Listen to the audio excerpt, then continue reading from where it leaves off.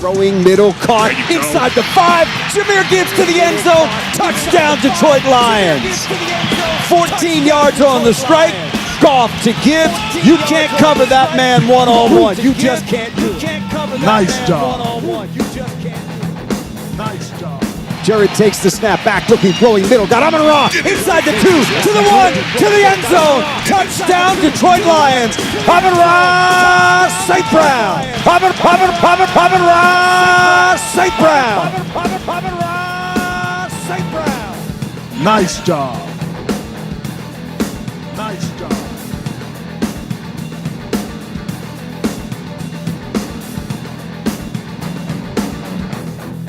Mariota's got it back. Pressure comes. He's hit. Slips out of it. Rolling to his right. Now he's going down. Brian Branch got it. Sack for the Lions. Snap taken by Mariota. Wants to throw it. Gonna get hit. Gonna get sacked. Take it down. Brian Branch got him second time today. Nice job. Nice job.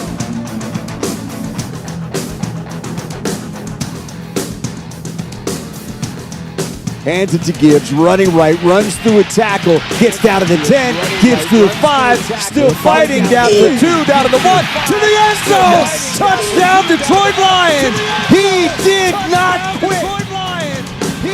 Nice job. Nice job.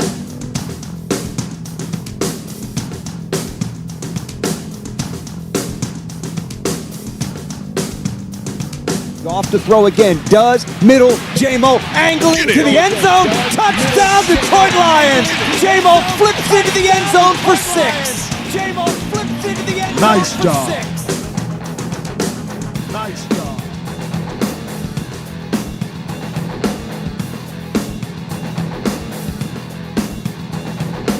You talking about gut punch up the middle, then talking about tossing it on the edge, and once you get him out on the edge, Sonic is gone. Inside the 20, inside the 10, inside the 5. Touchdown, Detroit Lions, 44 yards. Jahmyr Gibbs putting together a day. Hat trick. Nice job. Hat trick. Nice job.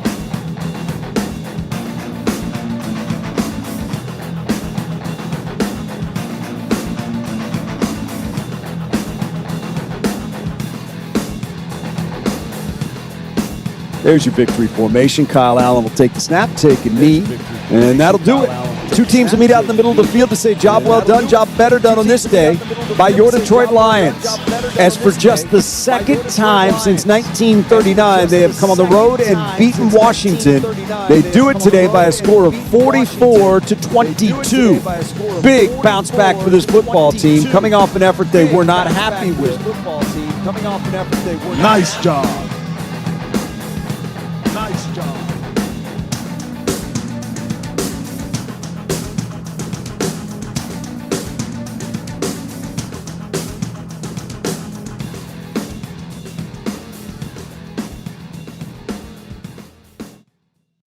Pressured by Hutchinson, he goes down again!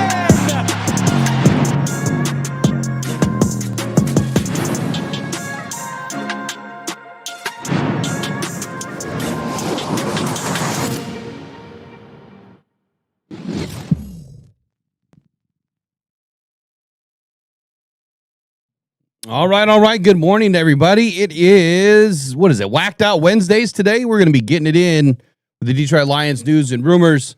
Of course, we've got some difficult conversations to have today, possibly about the defensive line, maybe a little bit about Jared Goff. We'll bring in Dan Campbell. We'll hear what he had to say yesterday on 97.1 The Ticket. But I've got a question for you, because it's about to get wild here. Not just because it's the wild, wacky Wednesdays. It's the defense. Defense is legit. I warned y'all in the beginning of the season that this defense was going to be good enough to carry us through. So I'm going to call my shot right now. Then we're going to get rolling with Eric here in just a moment. Here's my shot. For all of you out there that have been consistently saying the Lions defense wasn't good enough. They needed an edge on the opposite of Aiden. They needed this. And Brad Holmes, Dollar General, Brad this, Brad that, whatever, right? We're good enough. We're more than good enough. And we have a defense that is just as good, if not better, than 10 out of the last 15 Super Bowl winners. So there are zero excuses today that I better hear from no one. No excuses. I better not hear Dollar General Brad bullshit ever again, because Brad, he just proved every single one of you wrong to think that way. He's done exactly what I expected that he would do and how he would build this team, and this team is here and it's here to stay because he's done it the right way. Y'all were wrong. So pack it in, go home. This is the Rise and Grind Morning Show. We're about to get it in this morning. Good morning. Pressured by Hutchinson. He goes down again.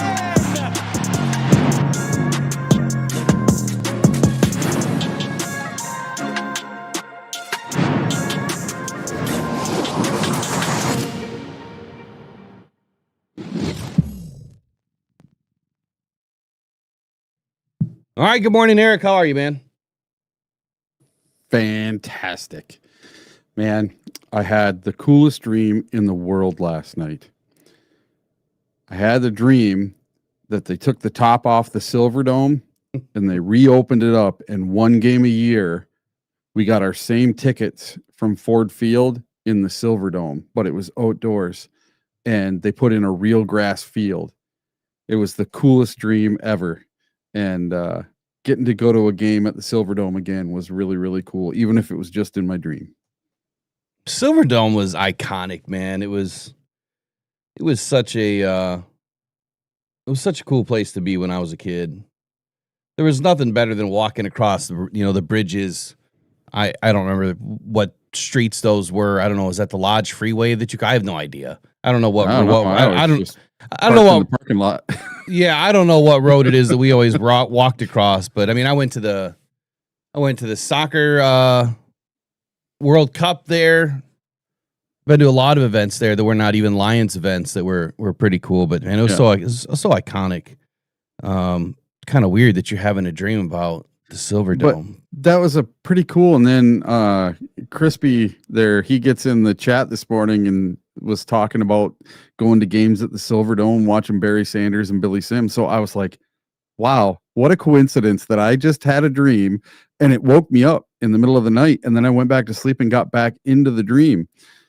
And yeah, it was really cool to be in my same seats in the Silver Dome. It was a lot of fun. I wish I'd have more dreams like that more often. Well, you know what? Just keep having dreams that we're going to keep on winning, because that's what we need. That's what we need, man. I think it's going to happen. Yep. I got a little bit of a bone to pick this morning with Dan Campbell. We'll get into that when he gets on 97.1 The Ticket. We'll bring that in. I got a little bone to pick with him this morning that, I'm sure it's not going to rub everybody the right way, but I don't care.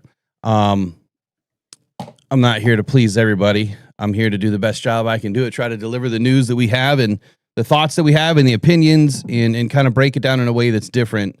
And it's not always going to be, roses and rainbows and sunshine and clouds and marshmallows and everything else that you think is fun and exciting or tastes good, right? Sometimes you got to sprinkle a little bit of salt in the wound, and I have to do that today, just for a brief moment, but I have to do it today. When we get there, I'll talk about it. I want to do it so bad right now, but I can't. Look, I'm going to start with something that I've been talking about since training camp, Eric. You and I haven't spoken about this at all. I don't know if you noticed it on my sheet this morning, but back in training camp, I said that this defense was going to be the best defense we've ever seen. Mm-hmm. I said this might be the best defense. Well, one, I said the best defense we've ever seen, Dan Campbell era. And then I doubled down and I said it might end up being the best defense I've witnessed in my lifetime or ever in the Detroit Lions history, at least in the Super Bowl era, right? We're not quite there yet, but we are there. Meaning we've had the best defense in the Dan Campbell era for several weeks now. But now we've gotten to a place where my season-long predictions had us at the very beginning of the year, and I thought that we would get there, And we're there. Let me open it up. Let me open up my predictions here. Gotta find them. So just last week, I think we were hovering around top 8 defense. You know, the way they do it is they do it by yards per game. I tend to look at scoring. I think that scoring is a better way to look at it. But to each their own. I mean, that's just what the NFL does. That's how they score these teams. So at the beginning of the season, I had the Lions as 19.99 points per game or less. I figured that we would get there at some point. But my defensive overall prediction is right here. Let me see if we can open this up and it actually work. Top 5 is what I said. Top 5 defense. So that we'd get there, we'll stay there. And if we had a top 5 defense, it'll be enough to win. Let me get this thing up here. And we're there. If you take a look at where the Lions are ranked, why is this all screwed up? Man, either I'm an idiot or this is still not fixed here on OBS. We'll go with I'm an idiot.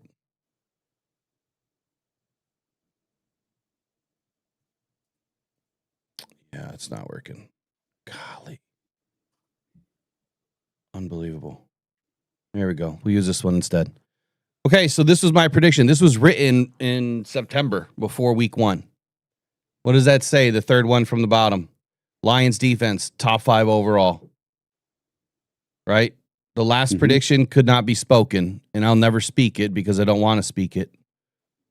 All right, last week when I redid this, the Lions were number 7. We moved up 1 spot. We are at 22.2 points per game. We are at 19.33 the last 3 games as of last week. That number is even lower now after what the Lions pulled off versus the Eagles, even though we didn't win the game. Statistically, they did a good job at holding the Eagles down. The Detroit Lions today, right now, if you look at the Fox report, which does all of your rankings, offense, defense, red zone scoring, all that good stuff. Your Detroit Lions right now are a top 5 defense. Actually, they are number 5. They are number 5 at 291.8 yards allowed per game. They're passing. They are 8th in the league at 192.1 yards per game. They're rushing. They are 8th in the league at 99.7 yards per game. Their scoring defense is 10th at 21.6 points per game. And we are under 19 points per game over the last 4 games. The red zone, this is where we need our work. We are 25th. We are allowing teams to score in the red zone. This is where we need the most work. And third down defense, we are 3rd right now. That's really good at 34.4%. Sacks, we are 6th. We have 31 sacks. We were 2nd, but we're only out of 2nd place by like 2 sacks. Interceptions, we are 12th. And that number could have been a lot better had Kirby Joseph been in the last 5 games. But he hasn't been. On the offensive side of the football, the Lions are top 5 right now at number 5. So we have a number 5 offense and a number 5 defense. Passing, we are 9th. Rushing, we are 7th. Scoring, we are 4th. Red zone, we are 5th. And third down offense is our Achilles heel. 4th down offense, 4th and goes, we are 14th. We should be better than that. But kicking it back to the defense, my biggest gripe with Lions fans is all I've heard for 3 seasons is we need an edge on the opposite of Aiden. That's all I've heard for 3 seasons. We need this. We need that. Brad Holmes dollar this. Brad Holmes family dollar that. Blue light special Brad. Well, Brad Holmes put together a hell of a defense. He brought in the right players. He re-signed the right players, even though I have a gripe, okay, and I'll explain why. From a GM's perspective, an armchair GM's perspective, not a fan's perspective. Well, Brad has done everything that he said that he would do. He was going to build through the draft. He was going to keep his own players, the ones that were worthy enough to keep in Detroit. But that is the best way to develop a team. Always has been, always will be. They pluck a couple of guys in free agency. They don't do a whole lot at the trade deadline unless they absolutely have to. They don't overspend on players. They don't overspend in free agency. They're not out signing $200 million contracts left and right just because. So go tell me all the other teams out there that went out and got all those edge rushers that you wanted. Where are their defenses right now? How well are they playing? Because right now, statistically, the Broncos are still the best. Different style of a defense, but Kelvin Shepherd is starting to mirror a little bit of what they're doing. And it's not because he's trying to mirror what Sean Payton and what that defensive coordinator are doing. It's just getting the linebackers more involved, which is what I expected, again, from training camp that he would do, and he did. So the whole point that I'm trying to make is this. Every single one of you that said that we needed a better defense and something on the opposite of Aiden, well, we better not lose the Super Bowl right now, right? That we should win it this year. Because we're there. We have everything that you wanted and more. And guess what? It's about to get wild. DJ Reed's back. Malcolm Rodriguez is back. Davenport's about to be back. Pascal's about to be back. All of these other guys that are getting healthy. Kirby Joseph hasn't played in several weeks. Terrion Arnold is out. He'll probably be back this week. Wait till these 5 or 6 guys get back to this defense. And we're back to almost full strength. We will be almost to full strength. I don't think we have anybody that's really lost for the season, right, Eric? No, I don't think we do. Not sure. I don't think we do. Not in the main starters anyway, unless we just got a Lee McNeil back. Tyleek Williams had one of the best games ever as a rookie for the Detroit Lions. So the bottom line of this, then I'll let you run away with it, Eric, is this. They said we needed edge. They said we needed defense. We're a top 5 team in sacks. We're a top 5 defense. And we've been doing it with half of our defense any given week. Half. Can we do it? Can we win, Eric? Well, I got 4 words for you. The Legion of Whom. These guys have been lights out, players from the street.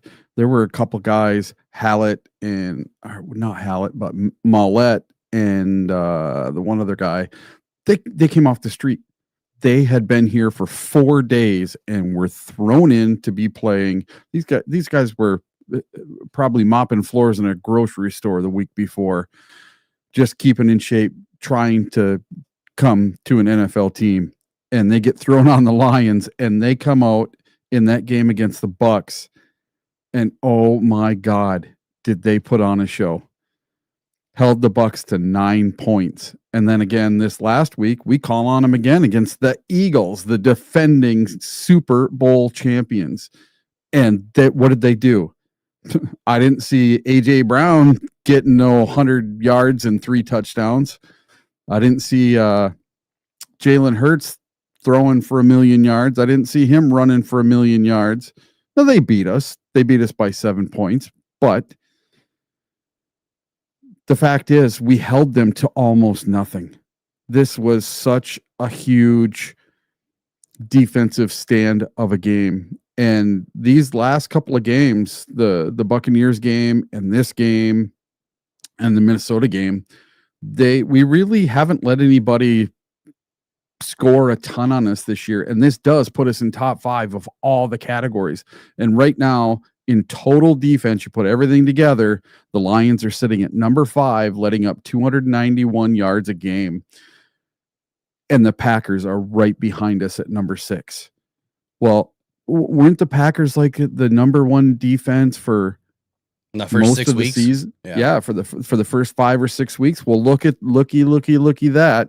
The Lions had the hardest part of their schedule in the beginning of the year, and now it's starting to ease up. That is why this next 3-game home streak or homestand, I have a feeling that we are going to come out of this 3-0 out of this homestand. Before we get into a bunch of other topics, the main question is, can we win? with this defense? Yes. Have we done enough with this defense? Has Brad Holmes done enough and given us enough to give us an opportunity to win a Super Bowl? Yes, I wanted to be top 15. To be top 5 is absolutely stunning right now. At this point, at this juncture, It is. And to your point, what you just mentioned a moment ago, we've done this against the hardest part of our schedule. And to me, I think that speaks even more bigger volumes, if you will. The fact that I could see this in the beginning of the season and the type of players that they were bringing in, I'm sure I'm not the only one. It speaks to the work we do. It speaks to how much time we invest into this team to try to deliver as much good information as we can. And so far, we nailed it. Now we have to finish there, right? Because the job's not done, right? We have to finish to the end of the regular season as a top 5. But for me to even guess that and predict that was going to happen, everyone was laughing in my face. Everyone was talking shit about me on all their other stupid channels, that I don't know what I'm talking about and yada, yada, yada. Well, we're here. We made it. And hopefully we stay there. I don't see a reason why we shouldn't. Matter of fact, I think, Eric, we're only going to get better. I think it's only going to get better as the season wanes on. As long as we keep guys healthy, it'll only get better. But I have to just give my shout out to Brad Holmes, man. Keep doing what you're doing. But I got one major gripe, and we're going to talk about that here in just a moment. And it's because of what someone said on 97.1 The Ticket yesterday. We're going to get into that here in just a moment. Good morning to everybody in the chat. We got Maureen, Brian Brady, Sleepy's World, Grandma Trace, Kevin Barr, Attila the Hun, John Desage, Greg, BP. How much is gas this morning, BP? We got Hassanin Mahdi. Good morning. Peter Van Larhoven, Greg Thomas in the house. Who else is in here today? I think I said Nick P, but good morning again.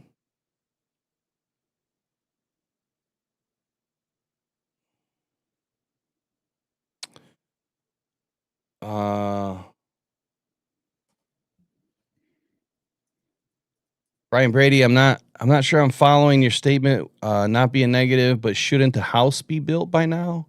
I don't know what you mean by that. 5 years, what if we are still here in 5 years? The last part I get, and I would say this, just look around the league. You have, 4 teams in the last 10 years or so that have won Super Bowls? So every other team that's out there that's finishing, second, third, fourth, fifth, sixth, are they maintaining?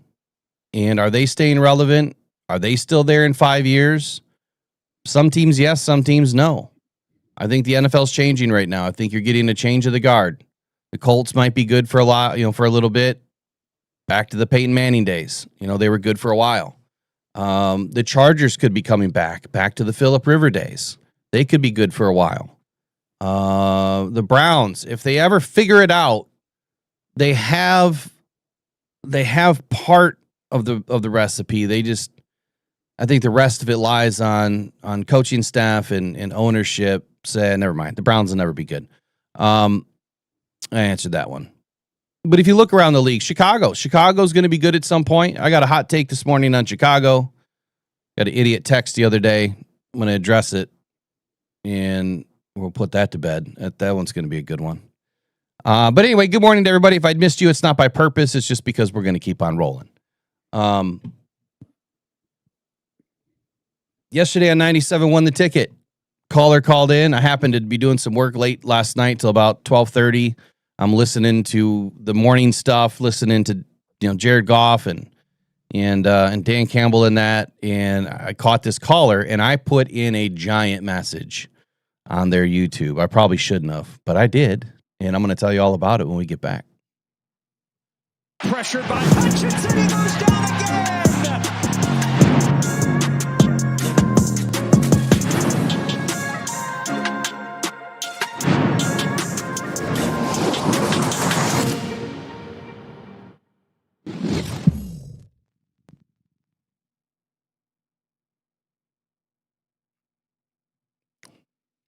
All right. Back here on the Rise and Grind Morning Show, 8:31 in the morning. We have a special guest coming up around 9:15. That's right. All 22. Derek is going to join us, and he's going to bless us with his thoughts on what happened with the Lions this past weekend. I think he's going to primarily speak to defense this morning, which that's not what went wrong, but maybe I can get him to give us a couple of tidbits on Jared Goff and the pressure that he faced. I mean, obviously he knows defense extremely well. If you notice, he highlights a lot of defensive players on his channel. I would just venture a guess that he probably loves defense more than offense, but I don't really know that for a fact. All right, yesterday at 97.1, the ticket, there was a caller that called in, and let me see. Where did I put this on the sheet? I just went off because, sometimes you hear things and it's kind of like the same old, and people don't make sense or they don't know what they're talking about, and it finally gets to you. Well, this finally got to me. Where the hell did I put it, Eric? Sheet is so long today. I know. I was writing forever last night. All right, here we go. We got some stuff in there today. I had a hard time finding my stuff. All right, so this guy calls in. He says, quote, "We can point to Super Bowl winners and see some sort of free agent signing or big free agent signing that put them over the top," end quote. Here's my response. I said, please tell us all who exactly. The last Super Bowl winner to make a move at the trade deadline were the Rams. Before that, nobody really. Only 2 Super Bowl winners brought in a player at the deadline that even remotely helped them win in the last 15 seasons. Remember, we just did that segment a month ago. As far as free agent, assuming April free agents, the Eagles didn't. They drafted and developed. The Chiefs didn't. They drafted and developed. The Rams didn't. They drafted and developed. And then brought in Stafford, Von Miller, Jalen Ramsey, all at separate times. The Bucs brought in Brady. Who else? You don't win much or often unless you build through the draft. The one gripe I have, and this is my gripe for the Detroit Lions, so y'all can put me in a whiskey barrel later and take me out and do what you got to do. But I got to say it. I have to say it. I'm going to sit in my armchair, GM chair for the moment, my Monday morning quarterback chair, whatever you want to call it. You're not going to like this. You're not. But this is just thinking of what a GM would do if you're really thinking about making your team the best it could be. Possibly, right? You're not going to like it, but I'm going to say it. You don't win much or often unless you build through the draft. The one gripe I have is signing Aiden to a $181 million deal when he has not doubled even 50% of the time, can't win one-on-ones, and has been proven to lose against elite tackles. The move you do is trade a guy like that for 3 times the first-round picks and stack your team. Don't pay Kirby. Trade him and stack picks when the ether was hot after his crazy season last year. So it's not bringing guys in. It's building your own guys so you can triple your value and build a better team. Then you have 5 seasons to do it with a manageable cap. There you go. Good night. Now let me explain what I mean. I'm not saying we shouldn't have Aiden on the team. It's not what I'm saying. What I'm saying is, what I've always said, is there's this little plan that I built a long time ago that so far is pretty accurate. It's called roster roulette. And in my roster roulette plan, you bring somebody in through the draft, Aiden in 2022. Well, now that you signed the guy, you're going to have to backfill his position with another rookie, early first or second round pick in 2026. You're going to have to. They could go out one more year if they wanted to, if they felt that they had the right, depth on this depth chart to go another year. But to make all the numbers work right, you're going to have to bring in another player like Aiden that can be like Aiden, because if Aiden falls off or Aiden gets hurt and you've got all that money invested into Aiden, now you're screwed, right? But as a GM, if this is exactly, you would not like me as a GM, because I'm going to tell you what my move would have been. I would have got Aiden back and healthy this year. He would have played what he's doing right now. He played pretty good season, had a really good season. And I would have put him on the trade block before his 5th year. Why? Because according to PFF and according to all of these other metrics and analytics and everyone else, Aiden is an elite defensive end. Those don't grow on trees. You spent 1 first-round pick on the guy. You probably get 3 back, right? That's the move. You go get 3 first-round picks and you start over. Or Kirby. Kirby had a hell of a season that'll probably never be repeated. And he ends up with knee issues. Those knee issues didn't just start this year. They happened last year too, but we didn't know about it. The ether was high on Kirby. You probably would have got at least 1 first-round pick, maybe a first and a fourth, first and a fifth, first and a seventh, something, maybe a second and a third, second and a fourth. But that kind of a player, you're going to spend that kind of money on, or are you going to stack the chips? You move those 2 players, you bring in 3 first, let's call it a second and a fifth for Kirby. Man, stacking that up with what you got right now, didn't those picks work after we traded Matthew Stafford? They did. Don't you trust Brad Holmes drafting? I do. So I would have stacked my deck, and I would eventually get rid of some players that could, keep me with a lot of draft cap. Now, that does send the wrong message to the team. But at the same time, your core players on this team, they would understand and know that there's a big risk here. The injury's a risk. The future of that injury is a risk. That player could be a risk. There's a lot of risk involved. Whether you want to believe in it or not, there's liability that is associated with paying Aiden that kind of money. Now, the way they structured the deals, we found out later, they did it very smartly to when things hit and when things are guaranteed and things of that nature. But I'm absolutely not saying I don't want Aiden on the team. It's not what I'm saying. What I'm saying is most GMs, when you look around the league, if they have an opportunity to score big, they will, or at least they should, because that is how you build a team forever, right? You unfortunately have to move off of a good player from time to time. So that's my only gripe about the whole situation, is maybe paying a couple of players a lot of money that, maybe it wasn't the best decision. Hindsight's 2020, and I'm playing my own hindsight 2020 game this morning. Eric, what do you think? You can call me. You can tell me I'm nuts. I get it. Well, listen, this whole 5-year plan thing, people want a new coach and a quarterback to be together and win the Super Bowl within 5 years. I just don't think that's realistic a lot of times. And every situation is different with every team. If you look at, let's say, the Bears, for example, they saw, this team is doing this. Let's get that head guy to be our head coach. That team's doing good over there with that guy. Let's bring him as a free agent. That other team, they're doing really good with that guy. So let's bring that guy in a trade, and let's give away a bunch of stuff for him. How has that worked out for the Bears? Not so great.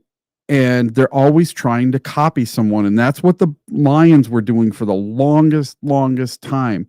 The Patriots are great. Let's bring in Matt Patricia because he's a Patriot. Let's bring in some of his players. Let's bring in Flowers. Let's bring in this guy, that guy. And it didn't work. But now that we're bringing in our own guys with their own thoughts and their own mentalities, and they're doing things their way, not someone else's way. They're not trying to be another team. They're trying to be the Detroit Lions. They're not trying to be the New England Lions. That's the difference. And I think that eventually this is going to work for the Detroit Lions. Now, when the Lions went 12-5 and won the North Division for the very first time, at the end of that season, before the playoffs, when the Detroit Lions were 12-5 and had the number 3 seed, they hosted a playoff game. And before that game, no one thought the Detroit Lions had that good of a shot to go to the Super Bowl. No one thought we were going to win 2 playoff games in a row. And no one thought we were going to go into the NFC Championship game and be ahead by 17 points at halftime. That was such a golden opportunity, and it slipped through our fingers, but no one thought that was going to happen. And we did that with the defense that we had and the offense that we had. And this year's offense and this year's defense are better. Whether you believe it or not, they're better. They are better. They're a lot better. I think the difference is schedules, or the schedules that we played, in 2022 was a fourth place schedule. We were 9-8, so we were not playing a tippy top schedule. You know what I mean? Yeah, it was a third place schedule. So there's that aspect to it. However, we're going to get into something next about scheduling, and a text that I got over the weekend. That when we go into the NFC North report, I got my own version of the NFC North report this morning. I saw that. Yeah, but it's just quickies, just some few things that I wanted to add about each team. And so I want to start with that. Eric, why don't you give us your NFC North report, and then when you get done, I'm going to kind of give you my Cliff Notes version on the playoff scenario and where I see each of these teams, now through the end of the season. But Eric's NFC North report up next. We'll be right back here in 17 seconds. 16 seconds. Do it. There it goes. Pressured by Hutchinson. He goes down again.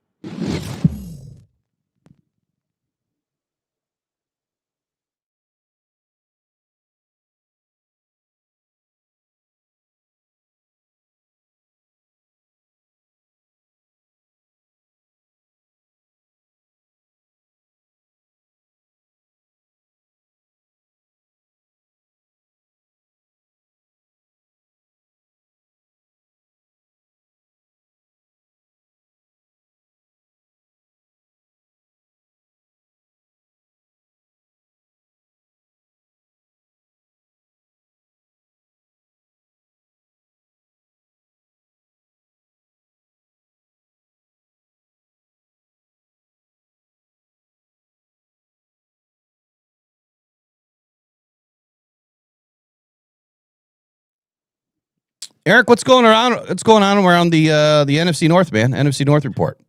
Well, we're going to start with the Minnesota Vikings. JJ McCarthy is having a bad week. First, he gets booed at US Bank Stadium by his own fans. And then his QB coach calls Chris Carter an effing clown for criticizing JJ's play on Sunday. So let's get into it. Fans booed JJ McCarthy Sunday because he repeatedly overthrew wide open star receivers like Justin Jefferson and Jordan Addison. Yeah. On one specific play, sailing a ball 20 feet over Justin Jefferson's head on a crucial third down. This was the breaking point, and it triggered loud boos at US Bank Stadium. I mean, they rained down the boos on this kid. While McCarthy owned the boos and didn't get defensive, his stats of 50% completion percentage and 2 interceptions, along with the team's inability to sustain drives, suggest a deeper issue than just growing pains to me. So I have a question. McCarthy was terrible for 3.5 quarters once again, but he led a go-ahead touchdown drive with under a minute left. Does one great drive in a game twice now excuse 50 minutes of bad football, or is JJ McCarthy just not good enough for the NFL? What do you think about that, Will? Repeat that one more time. One more again. Okay. Does one great drive excuse 50 minutes of bad football, or is JJ McCarthy just not good enough for the NFL? Because going into this season, you and I both said that JJ was not going to be that great, and it's kind of working out that way. So is he not good enough for the NFL? Honest opinion, Yeah. It's too early. It's too early. Look, he's having a rough spot. I would say the same thing about Jared Goff or anybody else. He's everything that you want in a quarterback, from the intangibles, from the work ethic, from the demeanor, the leadership. I mean, he's everything that you want, right? He's just not seasoned as a quarterback yet. He doesn't have enough time in the pocket in the fourth quarter in winning games. You have to give him 2 years. You have to. I mean, you don't take a first round pick and give him a half a season and then call it good. I'm sure there's a lot of things that Minnesota doesn't like about his game. And look, there's a lot of things that I'm sure he doesn't like about his game. It's too early. But I would say, to your point, though, or to your question, is one drive good enough to erase 50 minutes of poor play? No, it's not. It's not excusable at all. And one drive will never overshadow. Now, if that one drive wins the football game somehow, it does overshadow it, right? That's all everyone's going to talk about. They're gonna forget 52 minutes, and they're only going to focus on 8 minutes. And that's what happens to some of these quarterbacks that they get, propped up in the league when they're really not that good. And then the doors fall off the next season. So no, it's too early, but you can't excuse 90% of a game being poor. And then following the Vikings 19-17 loss to the Bears, a social media feud erupted between the franchise legend Chris Carter and J.J. McCarthy's personal quarterback coach, Greg Holcomb. The conflict began when analyst Emmanuel Acho posted a clip praising McCarthy for having the clutch gene after a late go-ahead touchdown drive. Carter, unimpressed by McCarthy's struggles in the previous 59 minutes, completing just 50% of his passes with 2 interceptions. Quote tweeted Acho asking, "Did you watch the first 59 minutes?" with a thumbs down emoji in response. Holcomb, who has trained McCarthy since middle school, quoted Carter's tweet and called the Hall of Famer a effing clown with a clown emoji, sparking a viral debate about the young quarterback's performance and the sensitivity of his inner circle. Now, Carter isn't just a random analyst. He's a Vikings icon. When he publicly questions the quarterback's performance, does that validate the fans' boos and put extra pressure on the coaching staff to fix it or make a change? So that's my question. Yeah, one more time on the question. So, does that validate the fans' boos and put extra pressure on the coaching staff to fix it or make a change at quarterback? The fans booing? Yeah. Nah, because that happens all the time, man. I mean, we've only had, I think, one time in the last 5 seasons that we booed our team at Ford Field. And by we, I don't mean I mean the fans. And it was a pretty shitty game. I don't remember which game it was exactly, but I want to say it came last season.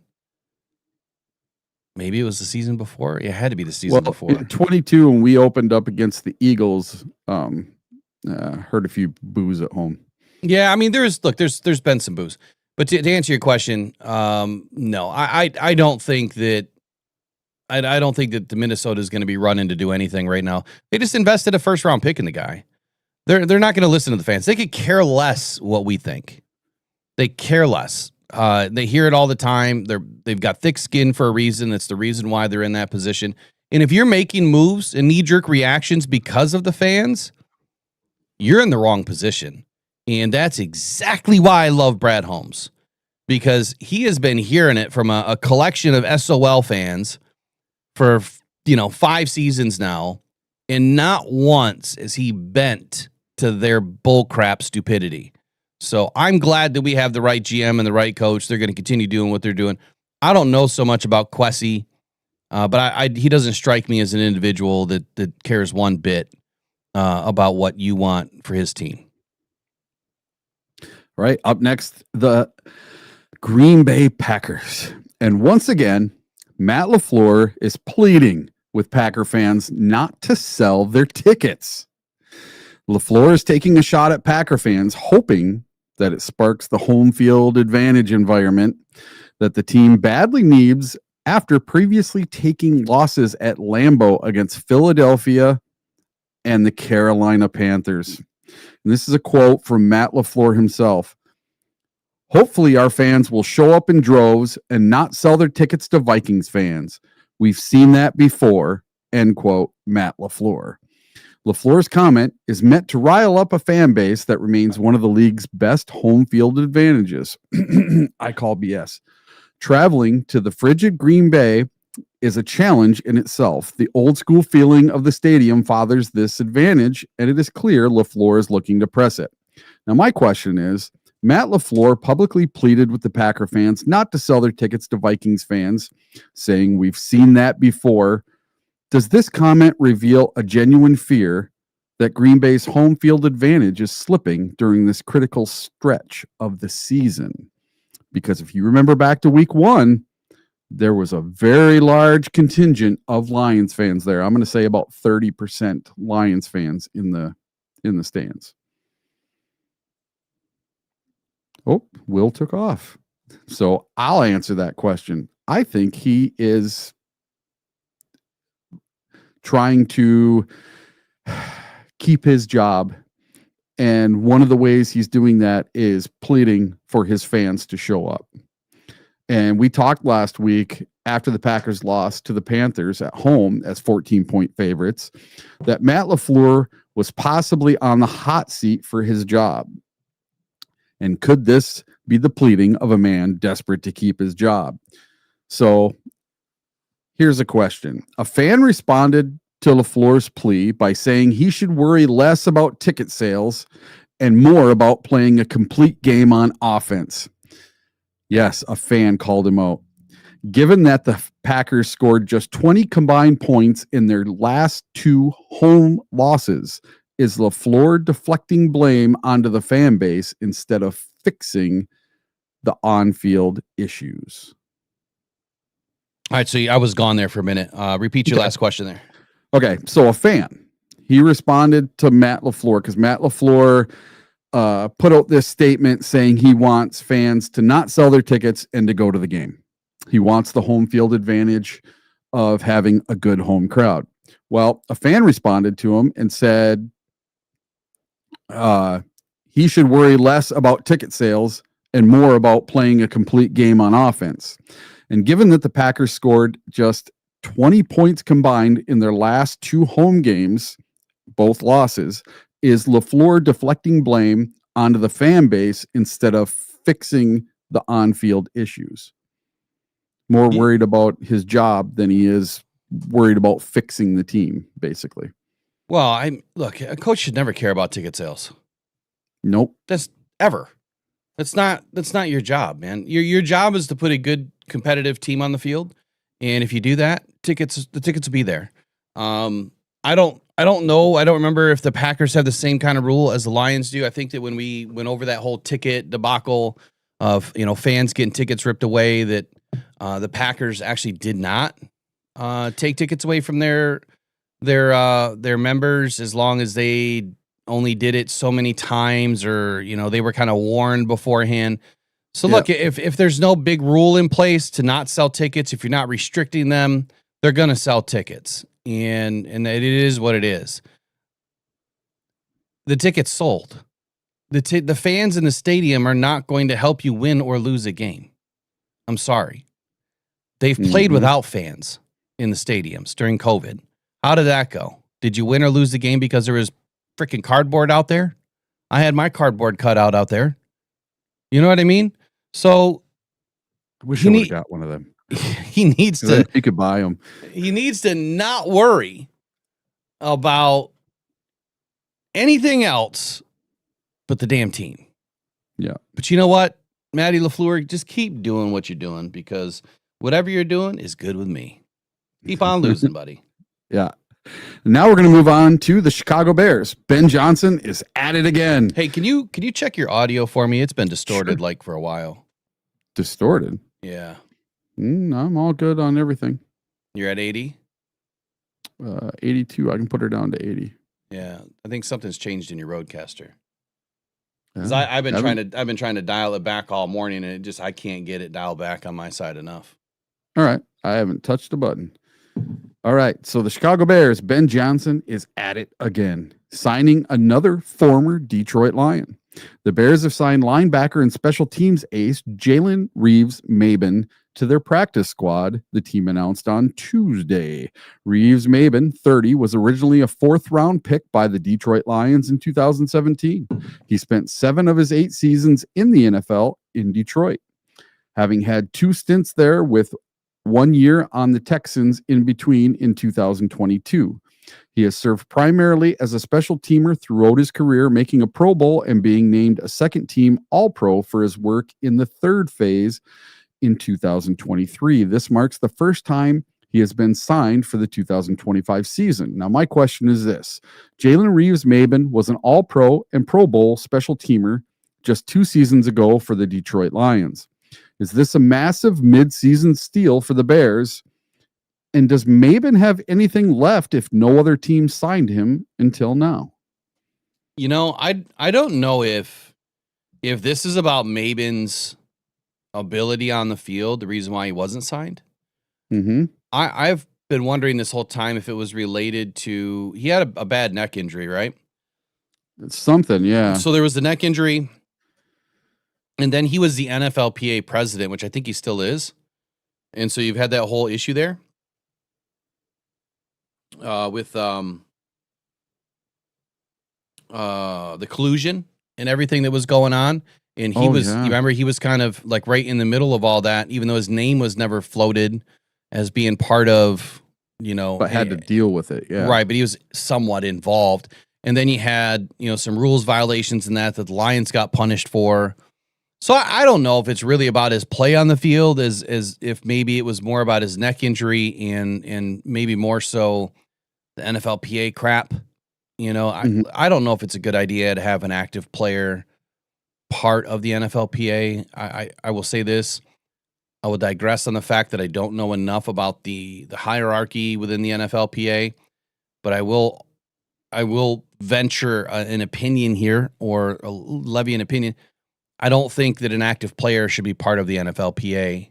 I think that at least during the season, I think that they should only be involved after the season, in between the season, and when their playing time is done. But then again, like I said, I need to learn a little bit more about the hierarchy, but it seems like a conflict of interest to me, and maybe the way they have it set up, it's not. But to answer your question, I had this on the list today. Maybe not. maybe not. Like Maybin's a nobody right now. The Bears don't need a starter. They have their starters, and beyond that, it's linebacker depth. They have a problem right now at linebacker depth. TJ Edwards, Tremaine Edmonds are still there. He's a good depth option. Obviously, he's going to bring something to the special teams. I think you mentioned that. But outside of that, what is he? I'm not worried about him. I'm not worried about him one bit. Yeah, he knows a little bit about the Lions, but so does Ben Johnson. Yeah. So it's not like it's not like they needed to bring in somebody to get ready for the Lions. But and speaking of that, I'll get into that next. But I had a fan actually text me and say that they picked him up because the Chicago Bears wanted intel on the Detroit Lions defense. Dumbest thing I've ever heard. The coach. I just wrote back Ben Johnson. Hello, the dude was in the room. what the heck would they need Reeves-Maybin for that? That makes no sense. Yeah. So I feel like just some people just don't think. Yeah. They just don't think. For a Week 18 matchup. Check my messages here.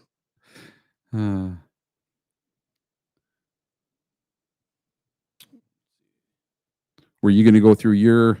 Yep, I'm going to go through mine. I was just checking to see if Derek had responded or. Okay. Well, but he hasn't yet. So we still have some time. Okay. If you needed to pause for a minute, I could have went on something. No, I'm good. I want to go over my my NFC North report real quick, and it's kind of twofold. We'll give us a quick 17-second break, and then we'll be right back. Pressured by Hutchinson, he goes down again.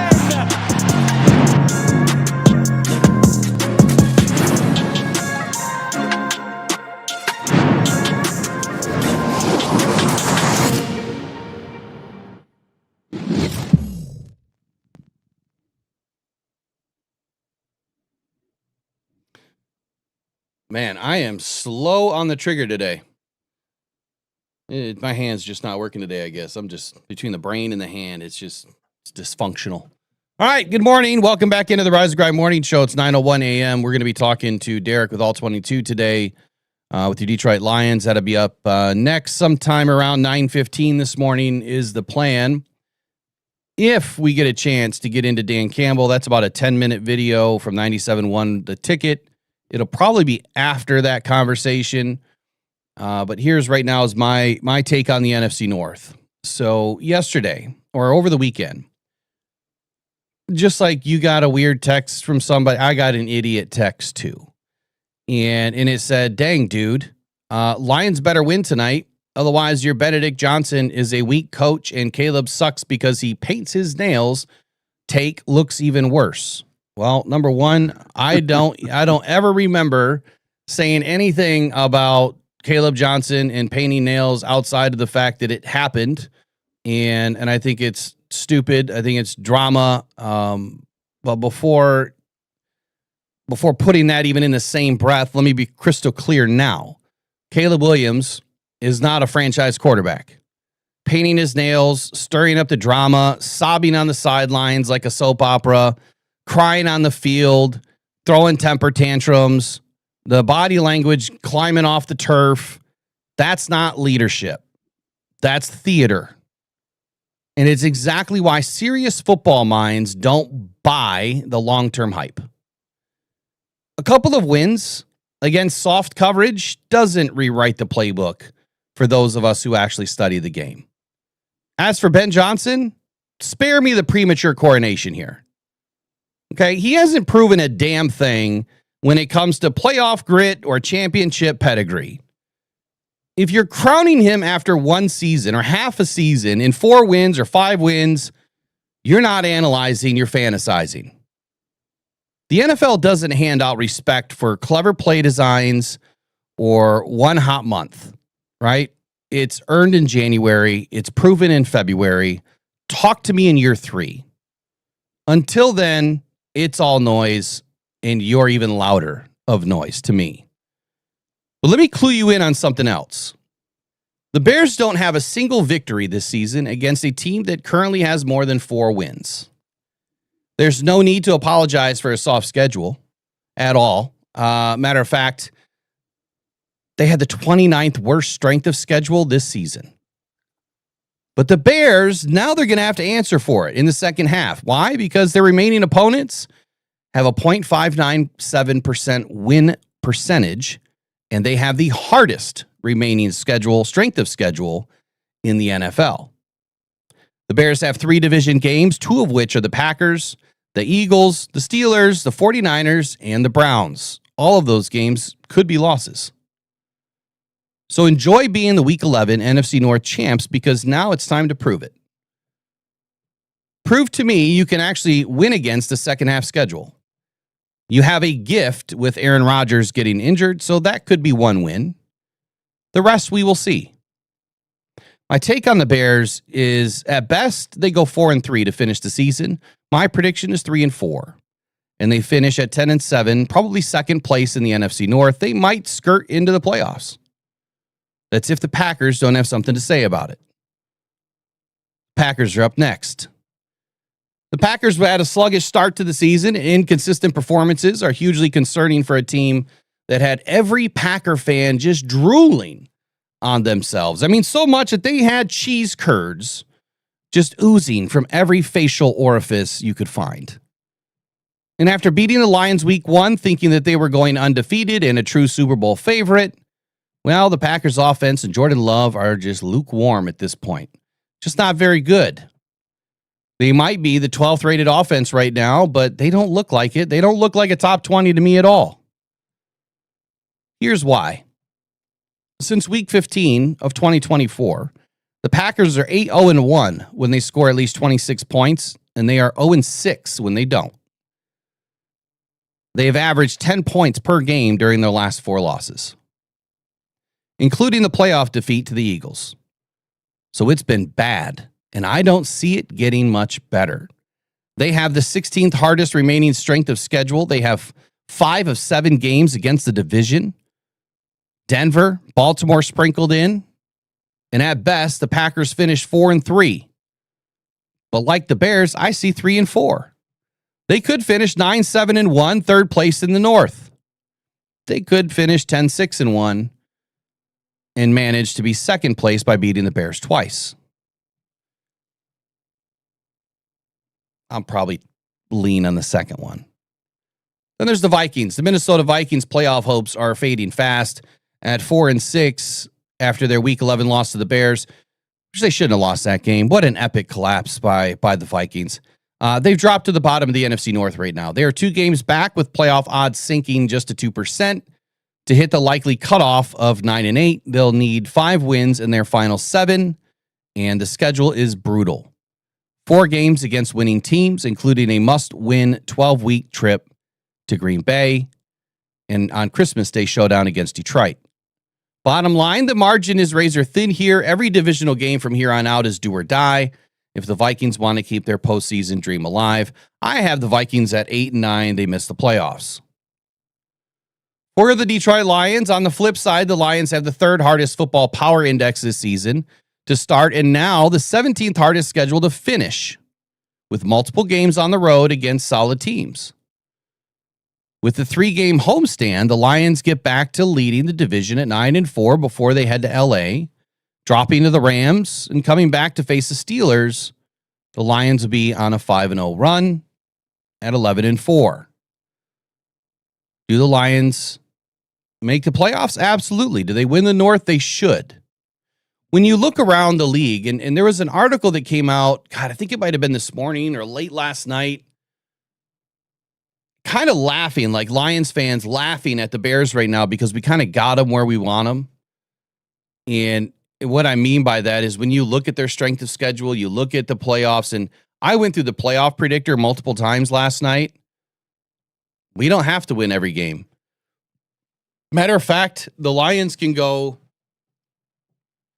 10-7 and win the North. There's many different ways to skin the cat. I had the Bears and the Packers winning just about every game, minus the ones they face against themselves, right? Where I had the Packers winning one and the Bears splitting, and we still take the North. So when you look at the playoff predictor and you look at how it's going to shake out and you look at the games that they have ahead of them, the Lions have a big edge. So where the fans think that the sky is falling, or some fans think that the sky is falling, it's absolutely anything but. If anything, the Bears are about to have their biggest test yet. And if you really think that the Bears are this great team, you're about to find out. As luck would have it, like I said earlier, Aaron Rodgers' injury more than likely is a problem for Pittsburgh. But if I remember correctly, their backup quarterback is actually really good. Is it Rudolph? Rudolph. But they came out and said that Rodgers said he is playing this weekend. We'll see how that goes. I mean, if you're smart, you're going to put him down for a few weeks, get a couple of injections, immobilize that wrist. This is non-throwing arm, right? Yes, and it does not require surgery. Yeah, so I would put him down for a couple weeks. You'll just have a brace or a wrap on it. And even then, it's a non-throwing arm. So yeah, it's just taking the hike, or taking the snap, excuse me. I think there you put him in shotgun or a short shotgun. I don't know if anyone has ever used a short shotgun anymore, but it's like almost being under center, but you're only like a yard and a half back as opposed to being, 3, 4, 5 yards back or whatever. You could use a short shotgun. So that way you don't take that immediate impact on the wrist from the ball, because that's where the pain's going to come from. But anyway, that's my update here on the NFC North. I think the Lions are still in prime position. Yeah, we dropped a game we shouldn't have lost. But then again, a lot of people didn't have us beating the Eagles anyway. So did we really lose something? No. Should we have lost to the Packers? No. Easily the Lions could have 2 more wins right now. Easily. And we wouldn't be talking about any of this stuff. Yeah. Fans would be fine. But Eric, we went 15-2 last season. Yes. Did the fans really think that we were going to go 15-2 or better? Listen, you and I both knew that was not going to happen. No, of course not. You predicted 14-3, I think, and I predicted 13-4. I can still do 13-4 if we run the table. But I am now starting to come to the mind of things, and I'm looking at the schedule of what we have left, and I see one loss on our schedule. I see the Rams as possibly a loss. I do not see the Green Bay Packers as a loss on Thanksgiving. That is going to be a revenge game. That is going to be our Super Bowl, as the Packer fans like to call it. I think that week 1 was the Green Bay Packers Super Bowl. They put everything they had into that game to win that game. They were not going to let us win again in their house. Well, I'm going to tell you what, we're not going to let you beat us again on Thanksgiving. And at 12-5, I have no problem with that whatsoever. I think 12-5 wins the division. The last time we were 12-5, we won 2 playoff games and we went to the NFC Championship game. So I don't care if we're the number 2. I don't care if we're the number 3 seed. I don't care if we're the number 4 seed. As long as we have at least one playoff game at home.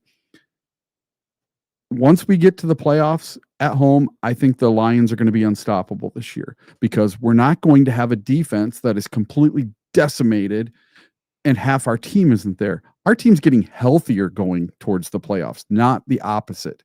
So as long as we can keep the injuries down at the end of the season this year, I see no reason the Lions can't go 12-5, win the division, and host 1 or 2 playoff games. And if we have to go to Philly for the NFC Championship game, so be it. I'll be there, and I think it'll be a different outcome on the next try. Yeah, hopefully it'll be a different outcome. It's going to be a lot more chilly. Here, let me give you some food for thought, I guess. The Lions can go 13-4.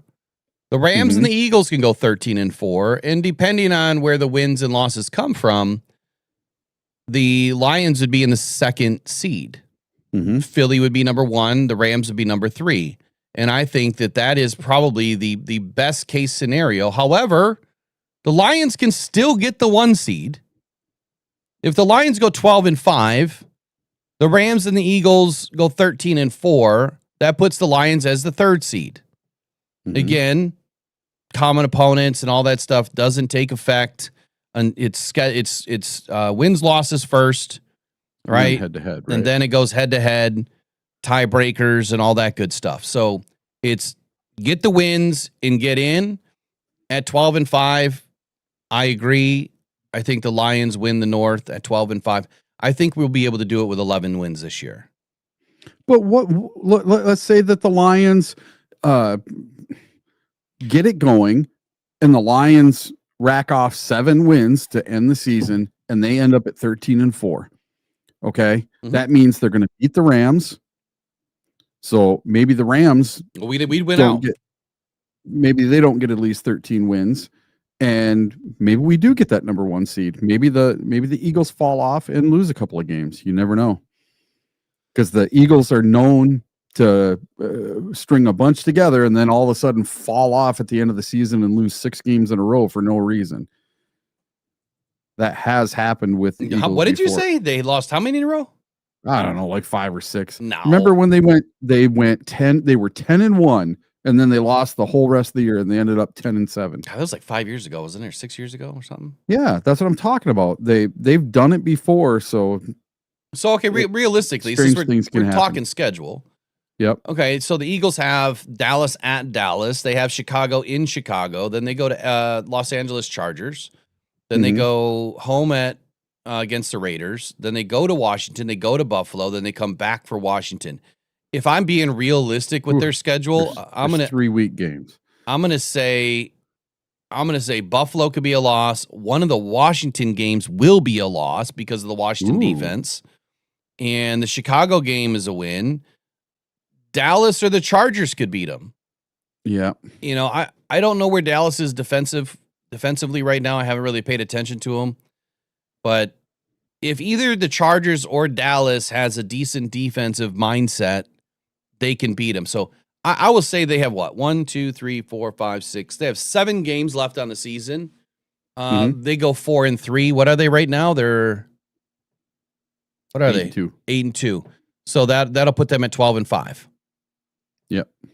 If the Eagles finish at 12-5 and the Lions finish at 12-5, well, then we obviously don't get the 1 seed. The Lions have to win out to get the 1 seed unless the Eagles lose 2 games. Mm-hmm. What's crazy is when I did the playoff predictor last night or this morning, it was like 1:00 in the morning. Common theme kept coming up, and that was week 18 against Chicago. The Lions can lose that game. They can still lose that game and still win the North. But do you really think that Dan Campbell's going to want to let a game slip against Ben Johnson? No, I don't think he's going to want to let a game slip. But what I'm saying is we can lose it. Looking at Chicago, like I said, they've got Pittsburgh coming up. It's a good defense. They haven't played great, but it's still a good defense. Their offense output is not good enough, and that could be a win for Chicago. So let's give them a win. At Philly, that's a loss. At Green Bay, that's a loss. The Browns absolutely can be a loss, assuming that the Browns stay healthy enough. Shedeur Sanders will be able to do enough on the field if he's still playing at that point to score. That defense is good enough to terrorize Caleb Williams. And then they go back home for Green Bay. They have a 2-game homestand. But let's just say they beat Pittsburgh. Let's say they beat the Browns. And let's just say they beat Green Bay once. Okay, so then they're going to go 1, 2, 3, 4, 5, 6, 7. They're going to go 3-4 because they have San Francisco at San Fran. They got the Lions at home. And I don't see them winning more than 3 games. But even if they win 4, they win 4, what are they right now? They're 8. What are they? 7? They're 7-2. So that put them at 11-6.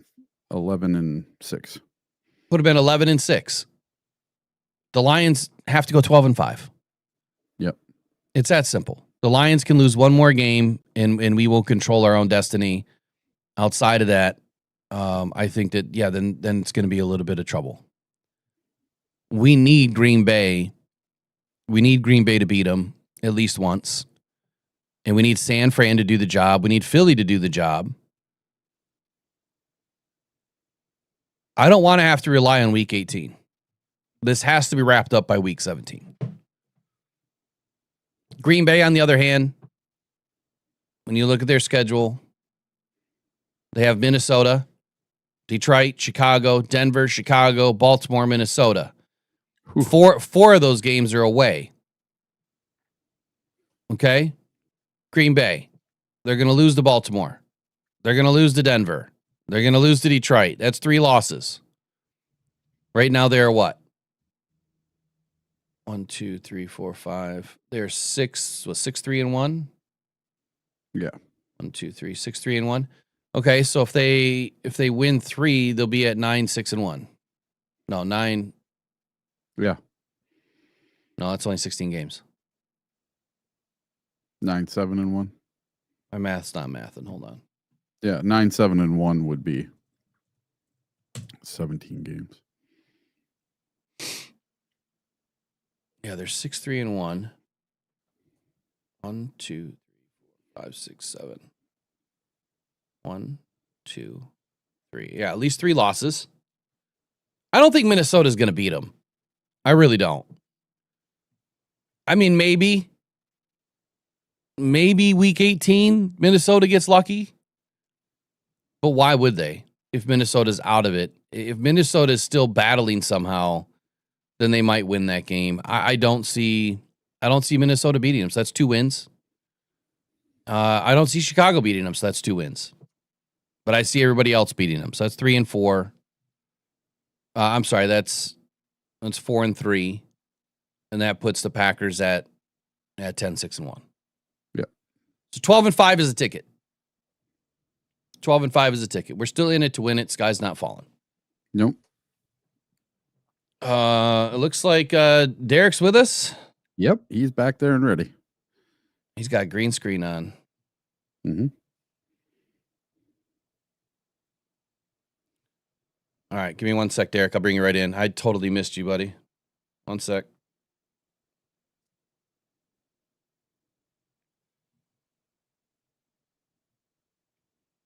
Be right back.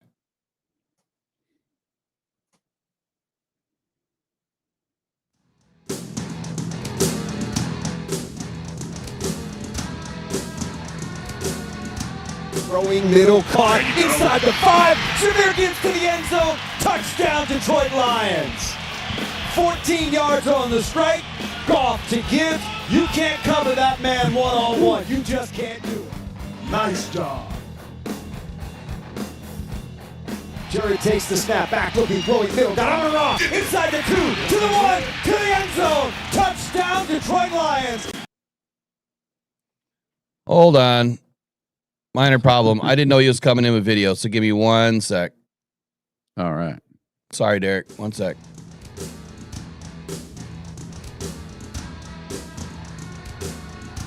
Throwing middle, caught inside the 5. Jameer gets to the end zone. Touchdown, Detroit Lions. 14 yards on the strike. Goff to give. You can't come. Still not working. Jeez.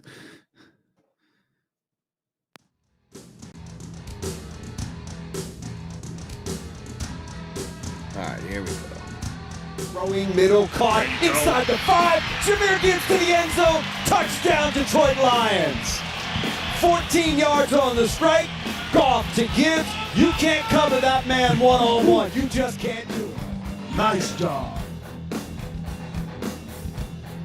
Jerry takes the snap, back looking, throwing middle, got on a rock, inside the 2, to the 1, to the end zone. Touchdown, Detroit Lions. Amon-Ra St. Brown. Amon-Ra St. Brown.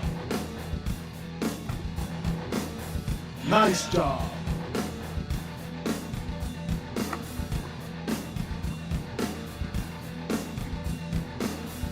I just got to get a filter on real quick. 1 sec.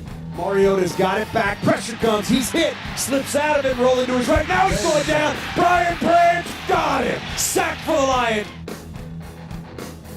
Snap taken by Mariota. Wants to throw it. Gonna get hit. Gonna get sacked. Take it down. Brian Branch got him second time today. I'll apologize right now. I have no idea what this is going to look like.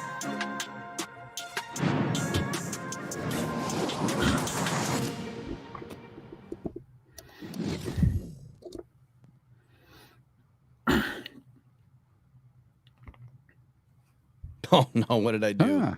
All right. Good morning. Good That's all morning, right. Derek. You're a little bit giant on the screen this morning. Here, let me do this. Nice. There we Yeah, go. there you go. How are you this morning? Good. I'm floating in the water apparently, so Yeah. I don't feel cold though. I guess I should. No, you're good, man. You're good. So I'm just messing with you, man. I know you. First of all, you do a great job, so I was just kidding. I didn't know you were coming in with video today. Otherwise, I would have prepared something a little bit better. But it's all good. Man, Lions last weekend. Derek, that's what we wanted to talk about today because you do such an excellent job breaking down these Lions, the defense, offense, whatever, right? You do such a great job at doing it. Good insight. The Lions played incredibly well on defense. What the hell happened? I'll start with the offensive line. I know you want to talk about defense, but what happened to this offensive line against the Eagles? Why couldn't we get anything moving? I mean, if you go right to left from Detroit's perspective, I think it's pretty obvious that Sewell was playing far less than 100% to me. I've seen too many losses, too many situations where he doesn't look as agile in the last month. To me, you know, I don't know what percent I'd put it at, somewhere between 75 and 85. He doesn't look anywhere near 100% to me. I don't know what you guys think or what's out there. And then Radledge, I wonder about him going into the game. I mean, I've never seen him get punked like that. Yeah. So many times. You know, getting thrown off the screen by 97, that was shocking. I have to be honest with you. It's difficult to watch that one from the end zone angle and not want to laugh a little bit. You talking about the one where he was like doing like a pirouette and then and then ended up on his back. 97 clubs him. Yeah. And he ends up off screen to the left. I think Chris Long shared it on Twitter. When have you ever seen Radlich? Radlich played extremely well this year for the most part, I think. I have no idea what the grades are. I don't care. To me, the film looks pretty good for him next to Sewell. Glasgow's got some limitations for sure. I think, you knew that coming in, right? Mm-hmm. And at times you've been able to get some good stuff from him. Look, the offense 2 of the last 3 weeks has really struggled against Minnesota and then against the Eagles. What are we talking about? Defensive lines that attack, that get upfield, and some of the Jalen Carter stuff, I don't even know what to say about it. Like, he's not even in a good stance, and he's still making plays against starting caliber offensive line. What do you say about that? He's not even ready to play football at the snap, and he's still doing dominant things. You're just talking about top 1% of the top 1%. As far as athleticism and explosiveness as a defensive tackle, it's shocking to watch. And Jordan Davis is a monster. I think if you play that game 10 times, your offensive line is going to struggle. This offensive line, the way they are right now, health wise, they're going to struggle 7 or 8 of those 10 games. If you play that game last weekend, current health status, being what it is. Hopefully, if you get a chance to see them again, and you're a little bit more healthy. I think that's all we can really hope for. I would say for me, I was highly disappointed in the offensive line. I've never seen them play that bad. To the point where you're kind of wondering, like, was everybody hurt going into this game? And is there things that are not being talked about? I've never seen Fraley. I guess if you're to look at it from the perspective of were they even prepared, I'm beginning to question on if Hank Fraley was he prepared for this game, because they looked unprepared. And to your point about Tate Ratledge, he's doing a little pirouette after he got clubbed, and to me it's like, there we go, that's a little better. He got nailed on the back, but I've never seen an offensive lineman that top heavy before, to where he just looked really top heavy. His legs looked really skinny to me when he was down on the ground, holding his knee at one point. I'm looking at his body shape, and I'm like, I guess I never noticed it. Why do his legs look as skinny as they do? Does he need to beef up a little bit on the lower half? But the best part about this game, go ahead. He got hurt and then came back in, right? Yes, he did. And then left again, I think. Yeah, I think we froze up here. Yep. Oh, now he's gone. Did you get dropped? I just lost you on the backside. Yep. Looks like we lost him. Oh, there he is. He's back. Yeah, sorry, guys. All right. Hold on. Let me fix it.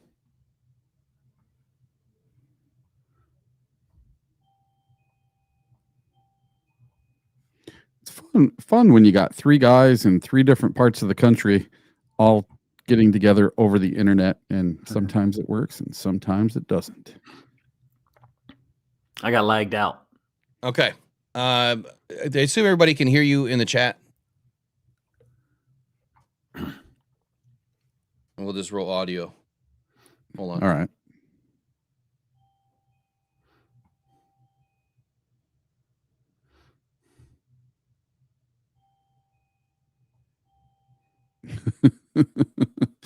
The layout was Derek floating in the water and Will off on the top of the screen, all while being super serious conversation.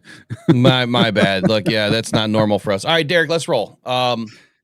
So Hey, the defense, man, I know this is your bread and butter right here. The defense looked great. The Lions defense, top 5 right now per Fox rankings, per yardage, of course.